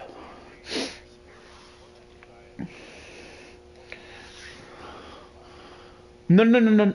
The human being technically died, but that soul is still in there because the Warframe itself can operate and use its abilities without an operator. Now, the whole reason that most other Warframes can't is they came after Umbra. The Warframes like Umbra were seen as failures because they still had that sentience. Yes. Now, generally, most people don't realize that animes would even include things like the Family Guy. Most people think of the Japanese anime, right? Yeah. So, have you ever watched IS Academy? No. Infinite Stratus. Have you ever watched Infinite Stratus? No. No. Alright, so what happens is in that show, there's all sorts of other shit that goes on, but for the most part, the general storyline is that there's these robots, and they react to your presence. So, like, if you walked up to a robot, some of them would react to you, some of them wouldn't. But very, very, very few do they react to any at all. You know? So, most people can't interact with them, but you eventually can. Or some of them can, I guess. So, you work in these robots and stuff, and there's a thing like these robots, as you move and stuff like that with the robot, it doesn't actually, like, it's just a robot moving. It just kind of follows your movements and things. But in order for it to actually bond with you or whatever, it becomes like, you know, like two souls meeting or something. Like the robot soul and your soul, and you guys become one, and then the robot reacts like you would more realistically. Like instead of just like moving one way or another, just focused on hand movements, it actually does make sense. Yeah. So like, but once you actually, I guess I didn't really figure you out all the way, I guess. But so the robot still has a part of a soul in it, but then the operator is different. A new operator, so then it would kind of go to the point like the two souls would have to merge, per se. So it's not that Umbra has part of a soul. He's still in full control. Like Umbra is still that same person, but not really amplified. I Twisted is a better word. Twisted. No, I think what you kind of mean is that his soul left his body and merged with the robot. Because of that, because as a robot and things, his perceptive would change, right? Because he is now less human and such. You know, so it could almost be like he's corrupted by it, but it's pretty much his essence and everything merged with the robot. Is that kind of what you're saying? It's, like I said, it's very hard to explain Warframe lore. Yeah. Well, if you'd like to take another whack, I'd beat down to here. I'd just kind of pitch an idea. Remember, I haven't even played this game yet. It's very. There's a lot of things that kind of match, but aren't like, yes, that's it. Most of it is coming from the fact that. So let me just start back from the beginning, from before Umbra came into be. The Orokin created a race called the Sentients, which are living AI, basically. They can adapt to any climate except for one, which is called the Void. Yeah, nothing can go in there without a shield. But they were sent to take over a new system because the Orokin were draining the system you're currently working in of all of its resources.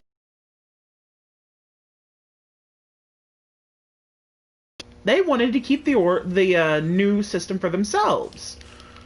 So they started a war, and they rebelled against their masters. So in order to fight the sentients, they created the Warframes. Well, the Warframes were well and good and all, because they were made from a infestation. Something called the infestation. It's like a virus. It's kind of like a zombie virus, almost. Only, think... It all makes sense so far. Like, it all ties in. I got it. It's almost like a zombie virus, but think instead of zombie virus, think Resident Evil T-virus levels of zombie virus. Yeah, exactly. Well, the infestation absorbs all matter and can integrate it into different beings. So those were the first Warframes. This is kind of like an experimental, what would happen if we do this? So they start experimenting, making some of their top warriors into Warframes. Can I make a statement real quick? Yeah. Just see if I kind of following along. So you're talking about like zombie apocalypse type thing, along with actual virus for machines. Not virus or machines. So it's not an apocalypse. It's just the sentients went to war with the Orokin, right? So they engineered the virus. If I can finish, real quick, if I can finish. So the way I've seen it was like the zombies like type of thing going on, but also it would be something that would be implored at the same time as AIs were starting to become more popular and started to help with the world and everything, like where it became like almost a 50-50 ratio between humans and the AI systems. No. No. Far off. You're something to attack both of them. You're way far off. You're looking at the mark and you're shooting off to the left. So I totally thought I was to the right. Damn it. the Orokin, they're basically godlike beings. They're perfect. They're obsessed with perfection. So they build monuments and they engineer things and they take over planets. And the one thing they can't do is live long enough to transfer to a different system. So what they wanted to do was they wanted to make a new being, the sentients, who were able to adapt and able to live longer and weren't at risk of dying through travel, so that they could make basically a tunnel to get to where they wanted to go. But the sentients said, no, we're not having none of that. So quick question, was this like they were trying to do between hands or certain areas on? Say again? Were they trying to dig the tunnels like via like wormholes for time, or like physically through a... They were trying to make, so think of the void. Yeah, the void is the absolute place that they cannot be. The void is the only place they cannot go. Because in the void, there's the sicknesses you can develop from being in the void. There's creatures in the void.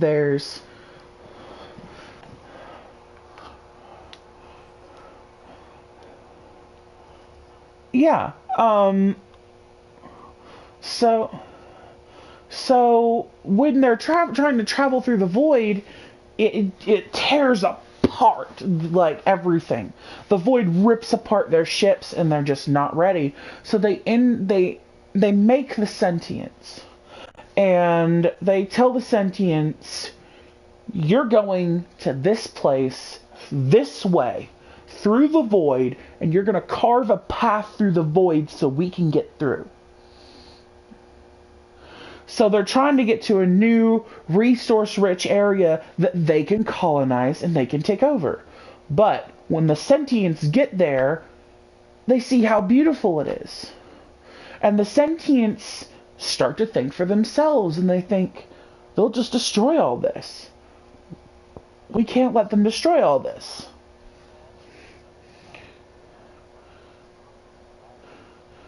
No, the sentients thought it was beautiful. The Orokin wanted to use the new system to make more for them. They didn't care about the system. So the sentients rebelled against the Orokin. Problem being, now that the sentients have rebelled against the Orokin can't fucking kill the sentients. Because they made the sentients to adapt to everything. Bullets, energy weapons, viral toxin, normal viral toxins, cold, heat, you name it. They can adapt to it. But the only thing they can't adapt to is pure concentrated void energy. Which is something...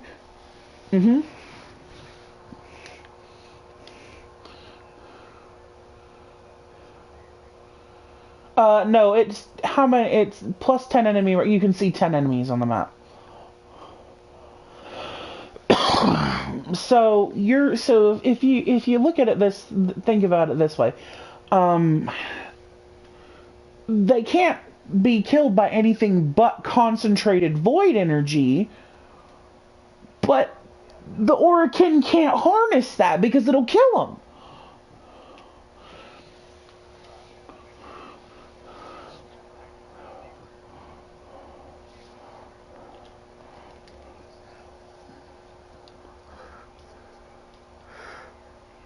Yeah.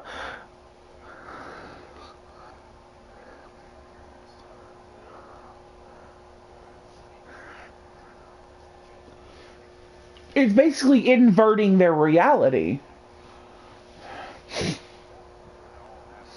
So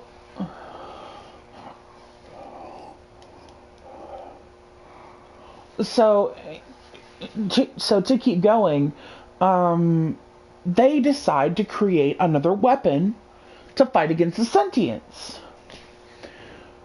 So first thing they do is they take a ship and they program it on a course through the void. It's called the Zeramin 10-0. And they populate this ship with slave races and children. And they send it out into the void. And they tell us what you see. Document everything. It's called the Zeramin 10-0. The Zeramin 10-0 doesn't come out of the... Yeah. Yeah. Like my abilities?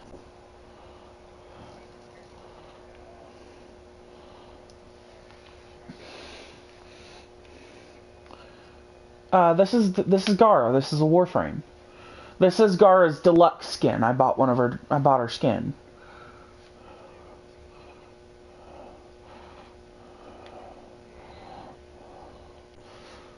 But to continue on, yeah.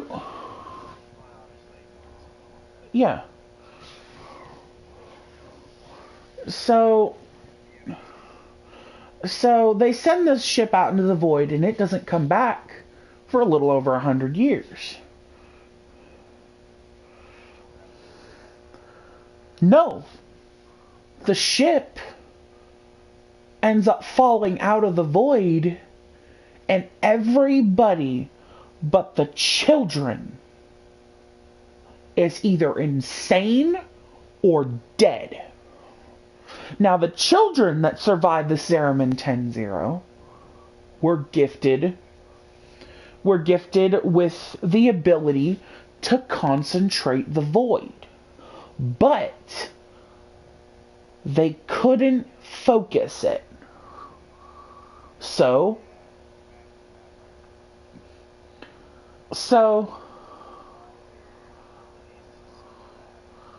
they tried to apply their abilities and ended up hurting somebody they cared about. They caused the mother figure that they had when they came back to the Orokin to go blind and paralyzed. No fault of the children's own, but they couldn't control their power. So, when the mother gets sentenced to death for defending the children, somebody comes up with an idea. What if we can transfer their consciousness into something else? Well, what is this something else they're going to transfer it into? Well, you see, sir, I have an idea. And they start experimenting with some of their best warriors, be it voluntary or not, and turning them into warframes.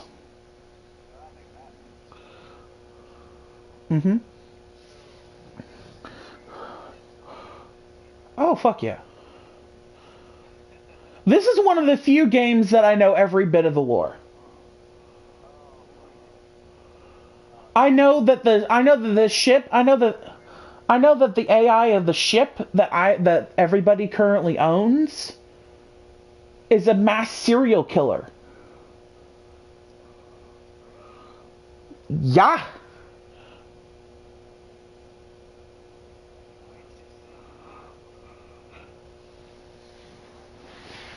So they create the warframes through testing with the infested.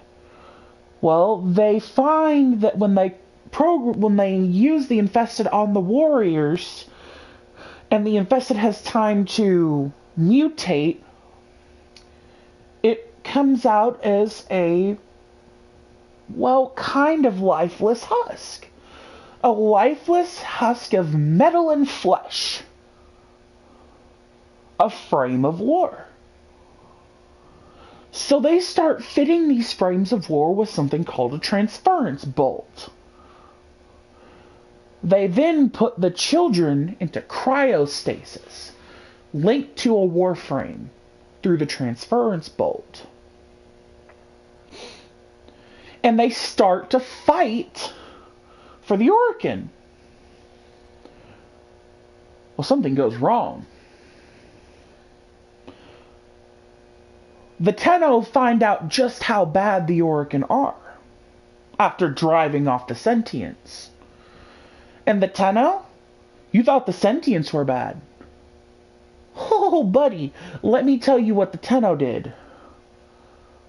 They made the Orokin go extinct.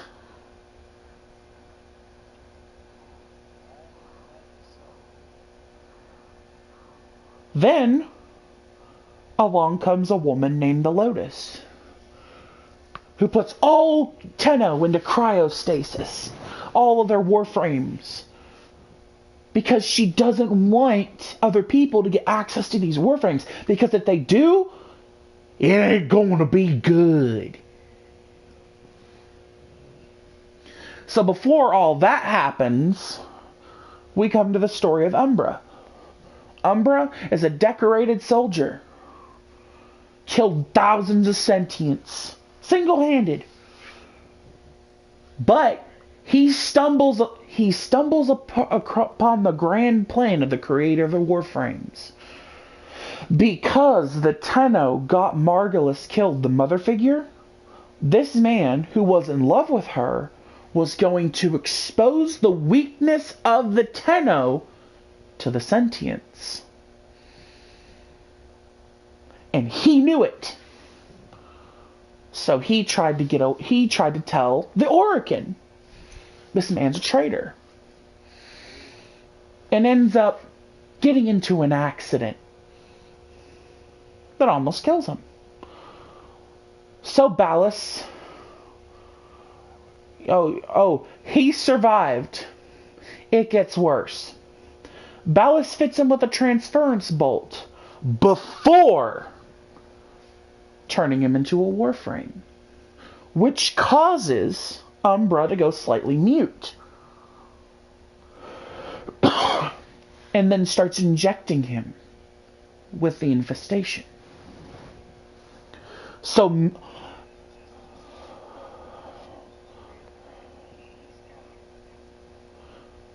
no, Ballas has caught Umbra.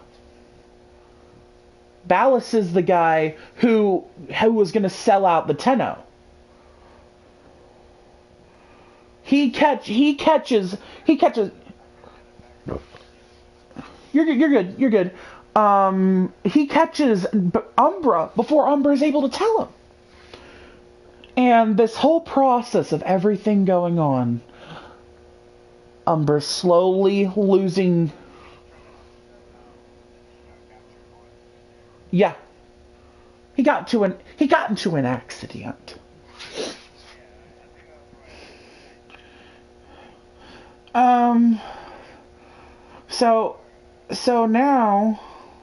So now we have Umber sitting in a chair, unable to move or speak, being slowly turned into a warframe. Ballas convincing his son, "There's nothing we can do." But in the entire time, Ballas is telepathically communicating to Umbra how much he hates him. And how much he's going to enjoy watching Umbra's son die. And we come to the last bit, where the Tenno finds out what Ballas has done. He's got better control of his abilities now that he's been freed of the transference chamber. Now that he's been taught what he can do with his abilities. And he goes into transference with Umbra. And he watches, the Tenno watches as Umbra's son and Ballas are in the same room. The infestation is almost taken over.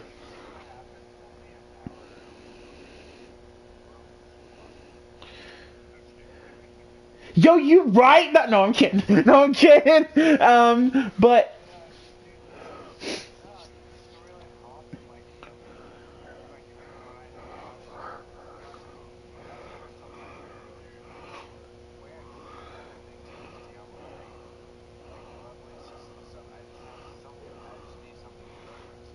mm-hmm.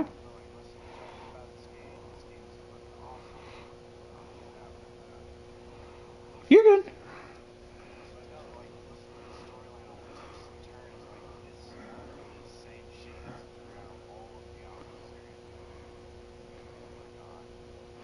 Now it gets better. Are you ready for this? The Tenno watches after so many times trying to break through to Umbra. He sits and watches and tells Umbra it's not your fault. You didn't do this. Ballas did. You're better than this. Ballas sits and tells Umbra's son, "We're out of time."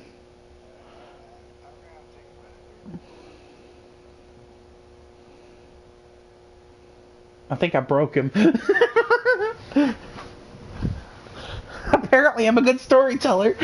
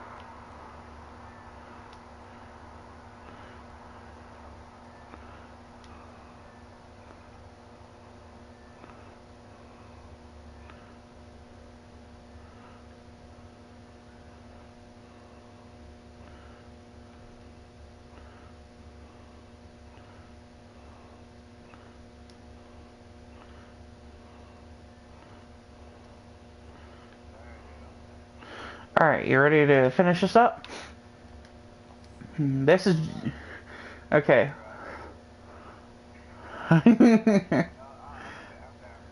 Okay, so let me get back to the stat screen so you can read the rest of her abilities. So Umbra is listening to the Tenno, but also is listening to Ballas. And Ballas says in his mind, "Oh, don't worry, I'm not gonna kill your son." Then out loud says, "But you are."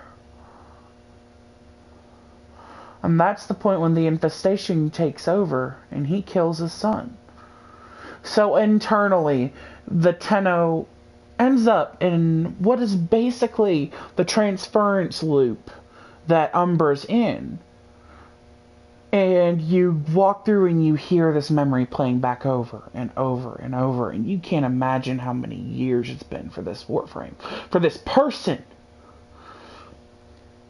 And you find Umbra sitting underneath a cherry blossom tree. And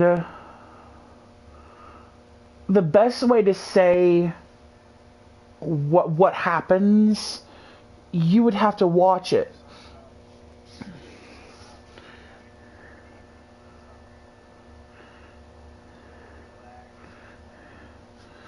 Well, the Tenno sits in front of Umbra, and Umbra finally realizes this person's not here to hurt me. They're here to help me. So that respect and bond forms. And Ballas says it's not their void devilry, not their overwhelming power that makes them a good fit for the Warframes. It's their ability to look inside an ugly, broken thing and take away its pain.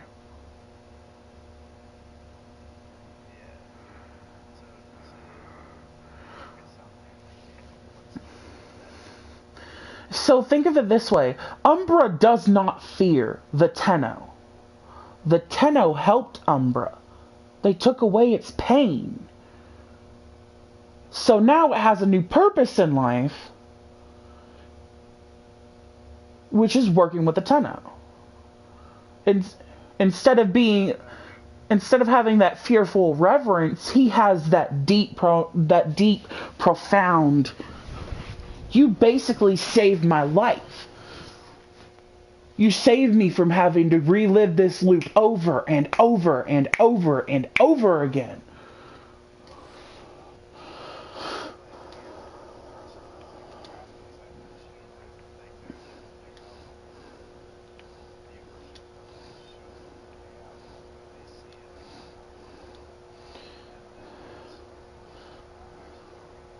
Yeah. So this is Umbra. I'll show you what he looks like without all the cool attachments and shit. This is basic. You get him when you complete you get him like midway through the quest along with his katana.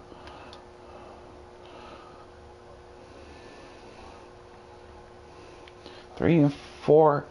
Unless I'm doing something, unless I'm not here, I'm not doing anything.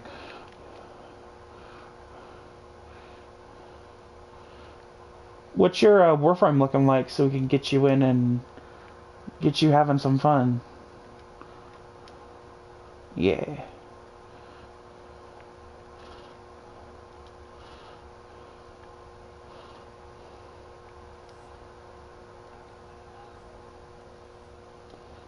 Dang.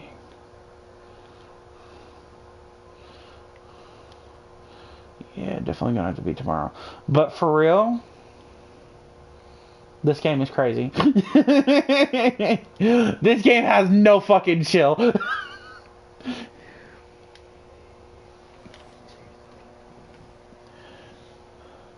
I don't know if he's still here or not. Let me message him.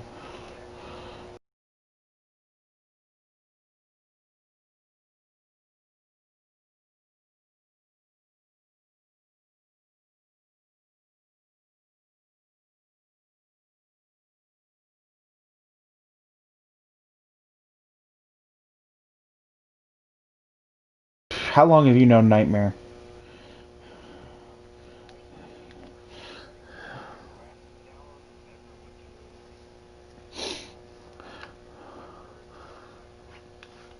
Okay, I've known Nightmare since he was a DC Universe Online buff and was like a kid, so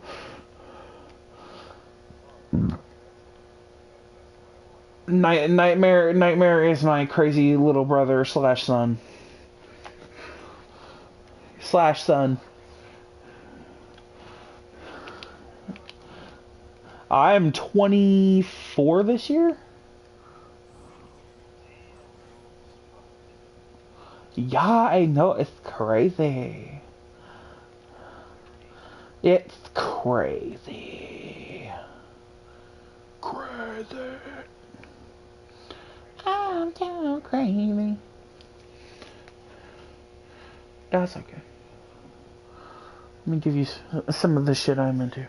But they have normal mode, which is for the new guys like you, and then they have what I like to call get your shit kicked in mode, which is the steel path, which is what I'm currently doing. The steel path is not fun. Level 140 plus enemies, all of them with enhanced health, armor, and shields. Maybe just a little overpowered, but you know, we don't talk about that.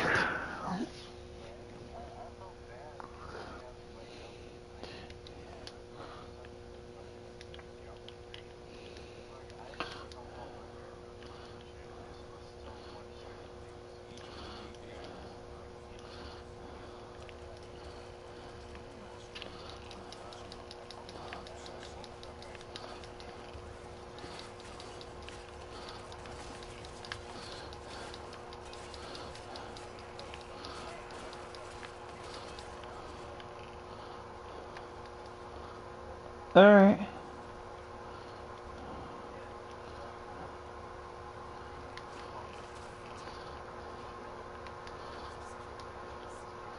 But I'm ready.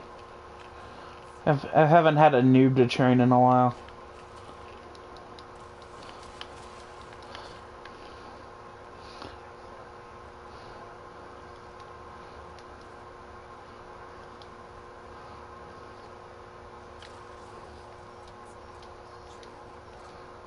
I already sent you a request.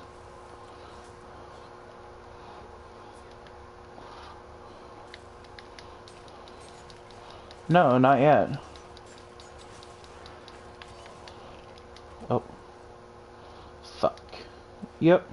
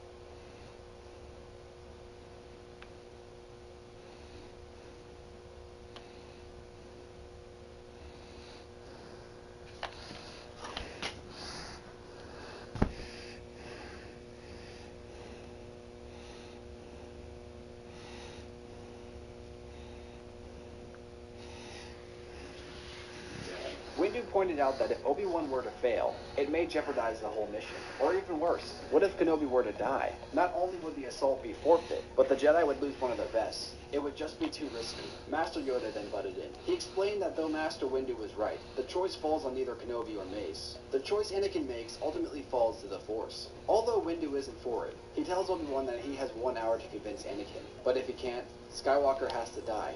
There is no other way. Obi-Wan thanked the Masters and headed for his ship. However, before he was able to board his ship's ramp, he ran into Ahsoka. At first, Kenobi tried to keep his destination secret, but Tano saw through his excuses. You're going to see Anakin, aren't you? Obi-Wan finally gave in and told her the truth, and Ahsoka immediately insisted she goes with him. But Ahsoka, it may not be safe. What else is new, Master Kenobi? She said sarcastically, walking past the Jedi Master and heading onto the ramp. Kenobi was adamant about going alone, but he already knew that Ahsoka was as stubborn as her old master, so he figured, why bother? After that, both Obi-Wan and Ahsoka took off on their ship, exiting Tython's atmosphere and entering hyperspace. After some time, they arrived in the Coruscant atmosphere. It appeared to be morning, as they flew into the Senate section of the city. In the distance, Obi-Wan could see the Jedi Temple, only it wasn't as he remembered it. It seemed to be near destroyed, a massive cloud of smoke still rising from its foundation. He couldn't help but feel in some way responsible, and Ahsoka could see it in his face. She tried to comfort the Jedi, saying that although the temple is lost, they can still save Anakin. Obi-Wan could feel Anakin's presence. Thankfully, it wasn't coming from the Chancellor's office. He followed the Force and found himself at Senator Amidala's apartment. They put the ship into hover mode and hopped off onto the platform. Be ready for anything, Kenobi advised Tano. As they walked to the doors just off the platform, they knocked, and moments later, Padme opened the door. She was shocked to see them. She had heard Kenobi was killed on Utapau. Obi-Wan didn't beat around the bush. Padme, where is Anakin? We must speak with him. Padme shook her head in confusion, saying that he was acting strange as he left last night. She said that he was going to end the war. I did end the war, a voice said from behind Kenobi and Tano. Standing in the doorway was none other than Anakin Skywalker. Obi-Wan turned to see his former pupil. Anakin, we need to talk. Anakin looked towards his old allies. Anakin is dead. Padme, come away from those traitors. Padme had never seen Skywalker like this. His eyes were burning yellow like the sun. Ahsoka stood in front of Padme, just in case things got out of hand. Obi-Wan took a few steps forward, in an attempt to reason with Anakin. Anakin, stop this. We are your friends. The Jedi have betrayed the Republic, and so they must pay, Anakin declared. Ahsoka tried to talk some sense into her former master, but it was to no avail. Anakin, please, Kenobi pleaded. Skywalker ignited his lightsaber. For the last time. Anakin Skywalker is dead! Darth Vader leaped at Obi-Wan, who barely managed to ignite his own lightsaber in time, blocking the attack. The two warriors began to battle as Ahsoka took Padme into the other room. You need to stay here. Tano commanded the senator. However, before Ahsoka could leave, Amidala grabbed her arm. She asked her what happened to Anakin. Ahsoka took a deep breath, and with a sorrowful exhale, she said, He's turned to the dark side. She went on to explain that Palpatine was the Sith Lord, and he has been manipulating Anakin and using him as his own Sith apprentice. Padme couldn't believe what she was hearing, but she soon put the whole situation together. You're going to kill him, aren't you? Ahsoka looked back towards the ground. She explained that Obi-Wan and her planned on just talking to Anakin, not actually fighting him. But that's the thing about the Sith. There is no talking to them. A tear ran down the senator's cheek as Ahsoka put two and two together. She looked at Padme's pregnant belly, then back at her face. Anakin's the father, isn't he? Padme said nothing. She only nodded in silence as more tears poured down her face. Ahsoka took a few steps back. She promised the senator that she would do her best to save Anakin, no matter what. She then ran out the room to assist Obi-Wan. The fight went on for some time, eventually leading onto the platform. Anakin had them on the back pedal for so long that both Kenobi and Tano needed to take a second to catch their breath. But not Vader. Vader was the prime example of a warrior. His strength, speed, and endurance were unmatched by any Jedi. For even Palpatine, Obi-Wan thought, was not truly aware of the powerful monster that he had created. Ahsoka went to strike Anakin, but he managed to duck under her slash and force pushed her off the platform. She ended up falling a couple stories, but thankfully used the Force to land on the lower platform, safe and sound. She knew she'd have to get back up there as soon as possible, so she raced for the nearest elevator. Now, it was only Kenobi and Skywalker. Obi-Wan looked at his fallen pupil. Anakin, look at yourself! They collided blades once more. I have, Obi-Wan, Vader claimed. I have become more powerful than any Jedi, even you. Just then, Anakin managed to disarm the tired Kenobi and kicked him to the ground. He held his blade to the Jedi's neck, then lifted the saber above his head. This is the end for you, my master. But before Skywalker was able to slay Kenobi, Padme jumped in front of his blade. Anakin, stop this, please. She said, tears still rushing down her face. What would your mother think? It was then Anakin finally felt the full impact of what he's done. Images of his mother flashed through his head. Padme, I have to save you, Padme. Padme moved in slow and put her arms around her husband. I'm here with you, Anakin. And our child will be here soon, too. She looked back at Obi-Wan, who was slowly regaining his strength. Obi-Wan and Ahsoka are here with you, too. In the distance, a massive cruiser entered the Coruscant atmosphere. Kenobi knew it was the Savior, as it began to drop dozens of troops off at the Chancellor's building. Anakin saw the invasion, but he knew that Padme was right. He didn't have the power to save the ones he loved. But tomorrow is the future. For now, in the present, Anakin had it all. His eyes began to fade back to normal as he looked upon his beautiful wife. He gazed at her pregnant belly, and the children they will have soon. He looked to see Ahsoka helping Kenobi back to his feet. They weren't his enemies. They were his friends. Everyone standing with him right now actually cared about him and wanted to help. And for that reason, it was time for Anakin to see the light. He apologized to Kenobi and Tano, promising he'll make it up to them. And although Obi-Wan and Ahsoka were hesitant, it was good to have their friend back. You see, Anakin finally saw through the Chancellor's lies and corruption. Palpatine needed to be stopped, and Anakin was going to help take him down. Today would be a new dawn for the Republic. Today, Anakin Skywalker shall redeem himself. Today, everything changes. He then looked toward the invasion on the Chancellor's building, then peered back at Obi-Wan and Ahsoka. Are you guys ready? Kenobi looked at Skywalker confused. Ready for what? Anakin smirked, looking back at the invasion. To save the galaxy. Mace Windu and Captain Rex stand on the bridge of the Savior. Time's up. The Jedi says to the captain. Rex peered out the massive space-sealed window. The Savior had entered hyperspace and was nearing Coruscant quickly. He looked back at Mace. General Kenobi nor Tano has responded back yet, sir. Are you sure you want to begin with the invasion? They had time. Windu said, folding his arms.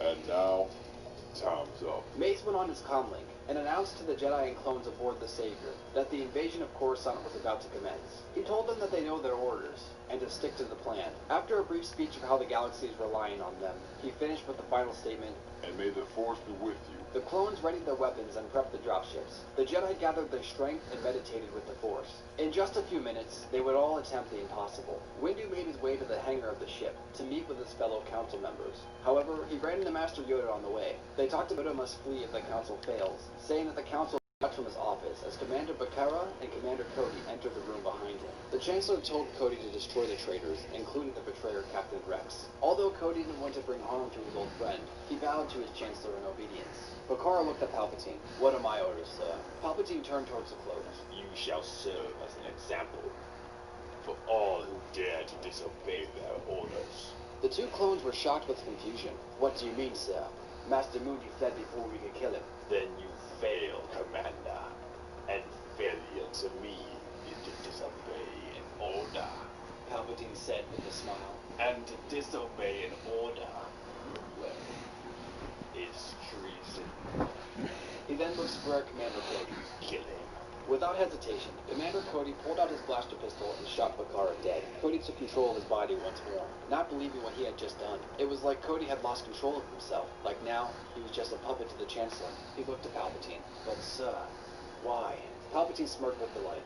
You killed Kenobi. So for that, you live.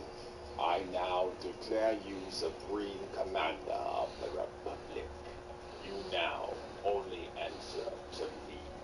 Supreme Commander Cody was humbled by the title he had been given, but he couldn't help to wonder, was this title a gift, or was it a curse? Thank you, sir. I'm honored. The honor is mine, Supreme Commander. Palpatine said, walking to his computer. Now go. Stop those rebels and put an end to that blow, Captain. The cruiser released its dropships, housing the many Jedi and Rebel clones. However, the transports were met with enemy artillery.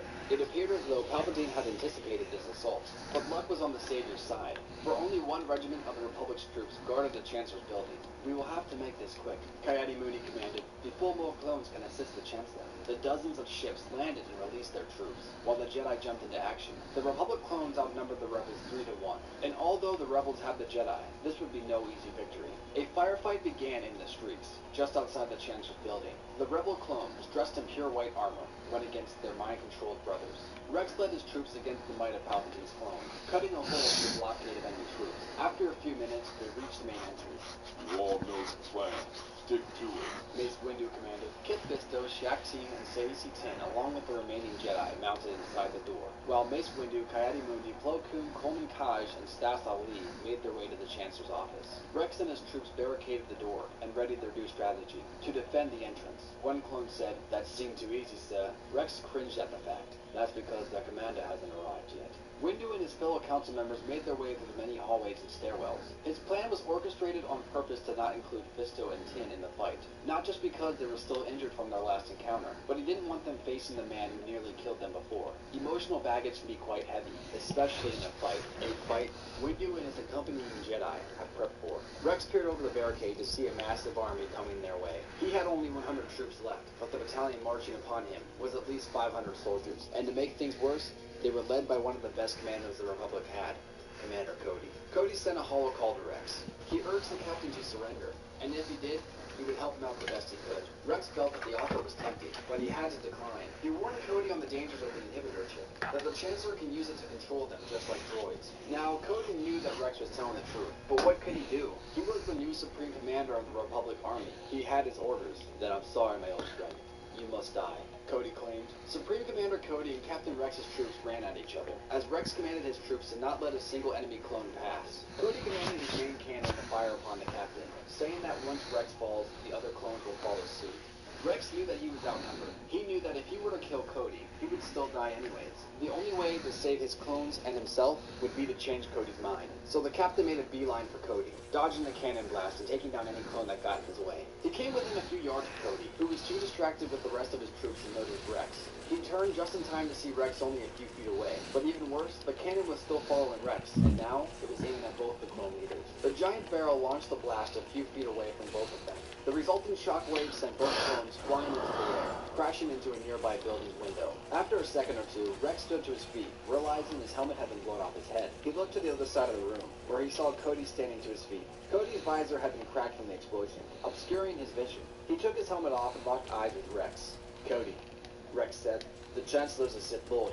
He's going to betray the Republic." Cody looked upon his former friend. "No, you betrayed the Republic, Rex. Now I am the Supreme Commander of the Clone Army, and you will face justice." It was then Rex realized that he wasn't going to be able to talk to Cody with that inhibitor chip in his head.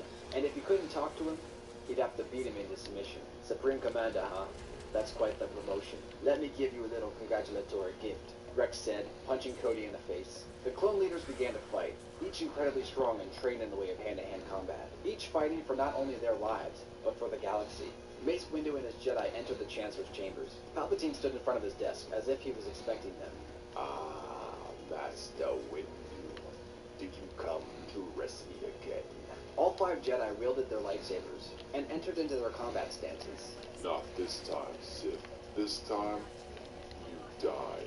Then I must thank you, Master Windu. Palpatine said, as he wielded his own crimson lightsaber. For you brought me more Jedi to slaughter. Palpatine and the Jedi clashed. Although Sidious was powerful, he couldn't help but Ow. feel somewhat overwhelmed. If he were to survive, he would need to start picking off the Jedi one by one. Plo Koon swung at Palpatine's head, but the Sith Lord ducked the strike, bringing his blade up onto Koon's arm, severing it from above the elbow. He then force-pushed Koon down the hallway, turning his attention to the other Jedi. Sidious Dude, your mic's messed up. Fired force lightning at Windu and Coleman, keeping them at bay as he kicked Windu in the face, knocking him back.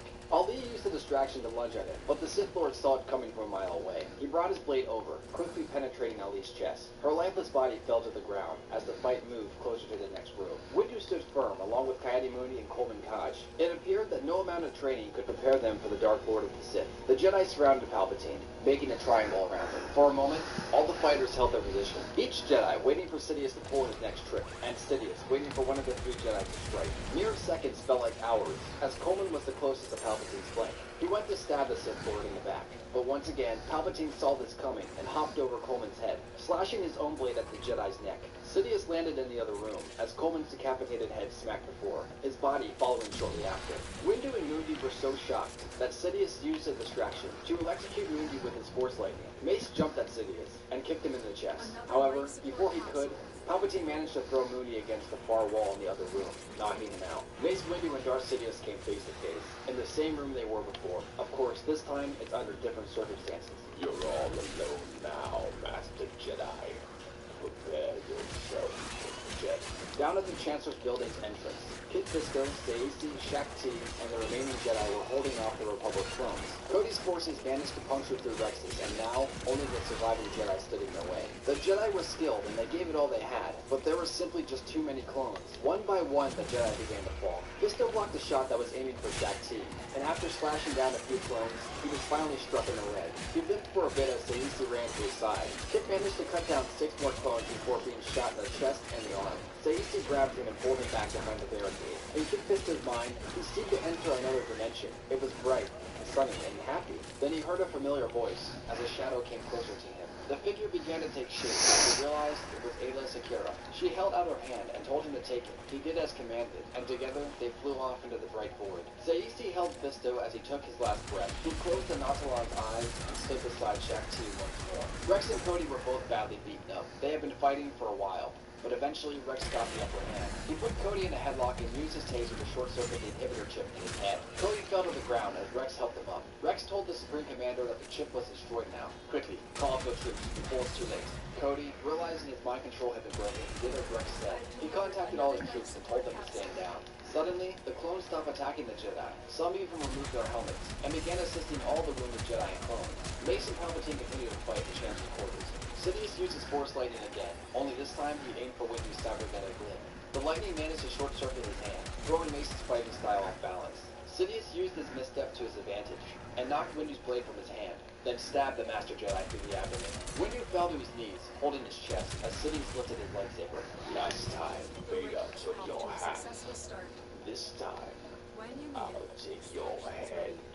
Sidious brought his sword down, but before his crimson red blade could meet Windu's neck, it was stopped by a blue lightsaber. Both Mace Windu and Darth Sidious looked to see who wielded this blade. They couldn't believe their eyes. The one who saved Windu, the one who stopped Palpatine, it was Anakin Skywalker.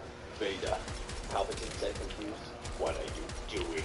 Anakin smiled as Ahsoka and Obi-Wan entered the room behind him. Finishing you, Skywalker declared, force pushing Palpatine away as Kenobi came to help him. Ahsoka assisted Mace away from the combat. You have betrayed me, Vader. Vader's gone, and now only one Sith remains.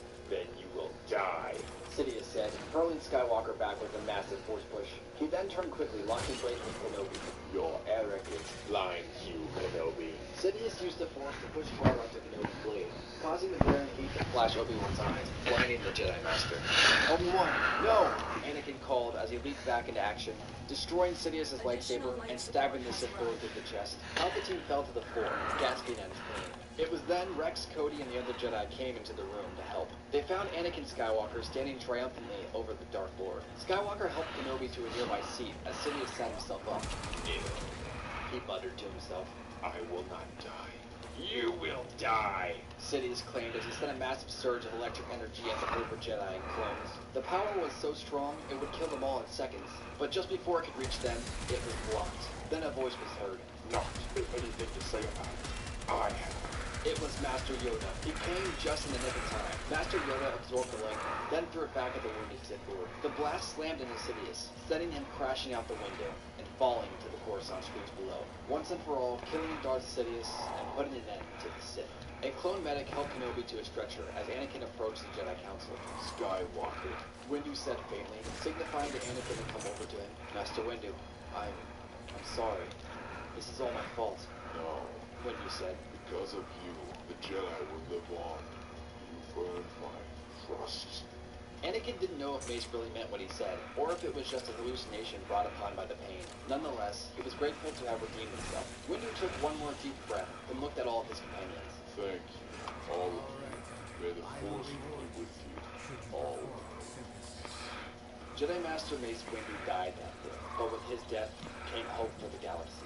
The Jedi rebuilt their temple in Coruscant. The Council was reformed, and Ahsoka joined their ranks. Master Kenobi, though blinded, managed to use the Force to see again, and is now third in command behind Padme and Yoda. Master Plo Koon had received a cybernetic limb, and Master Saesi-Tin recovered from his injuries. Rex and Cody made sure every single clone had their inhibitor chip removed, so that no one could ever play their puppet master again. Bail Organa was voted in as Supreme Chancellor of the Republic, and worked hard to undo the evil done by Palpatine. And finally, Anakin Skywalker left Coruscant behind, taking Padme and their twins, Luke and Leia, with them to Naboo. And upon that planet, he and his family could live in peace and happiness for the rest of their days. A figure dressed in black robes stood on the deck of a Seventies cruiser, looking out the massive window. In the distance, he saw what appeared to be the construction of something big, something that could even be the size of a small moon. What is that? The figure questioned. Count Dooku called it the Death Star. A battle droid responded. The figure stepped into the light, revealing his glowing yellow eyes. It's perfect.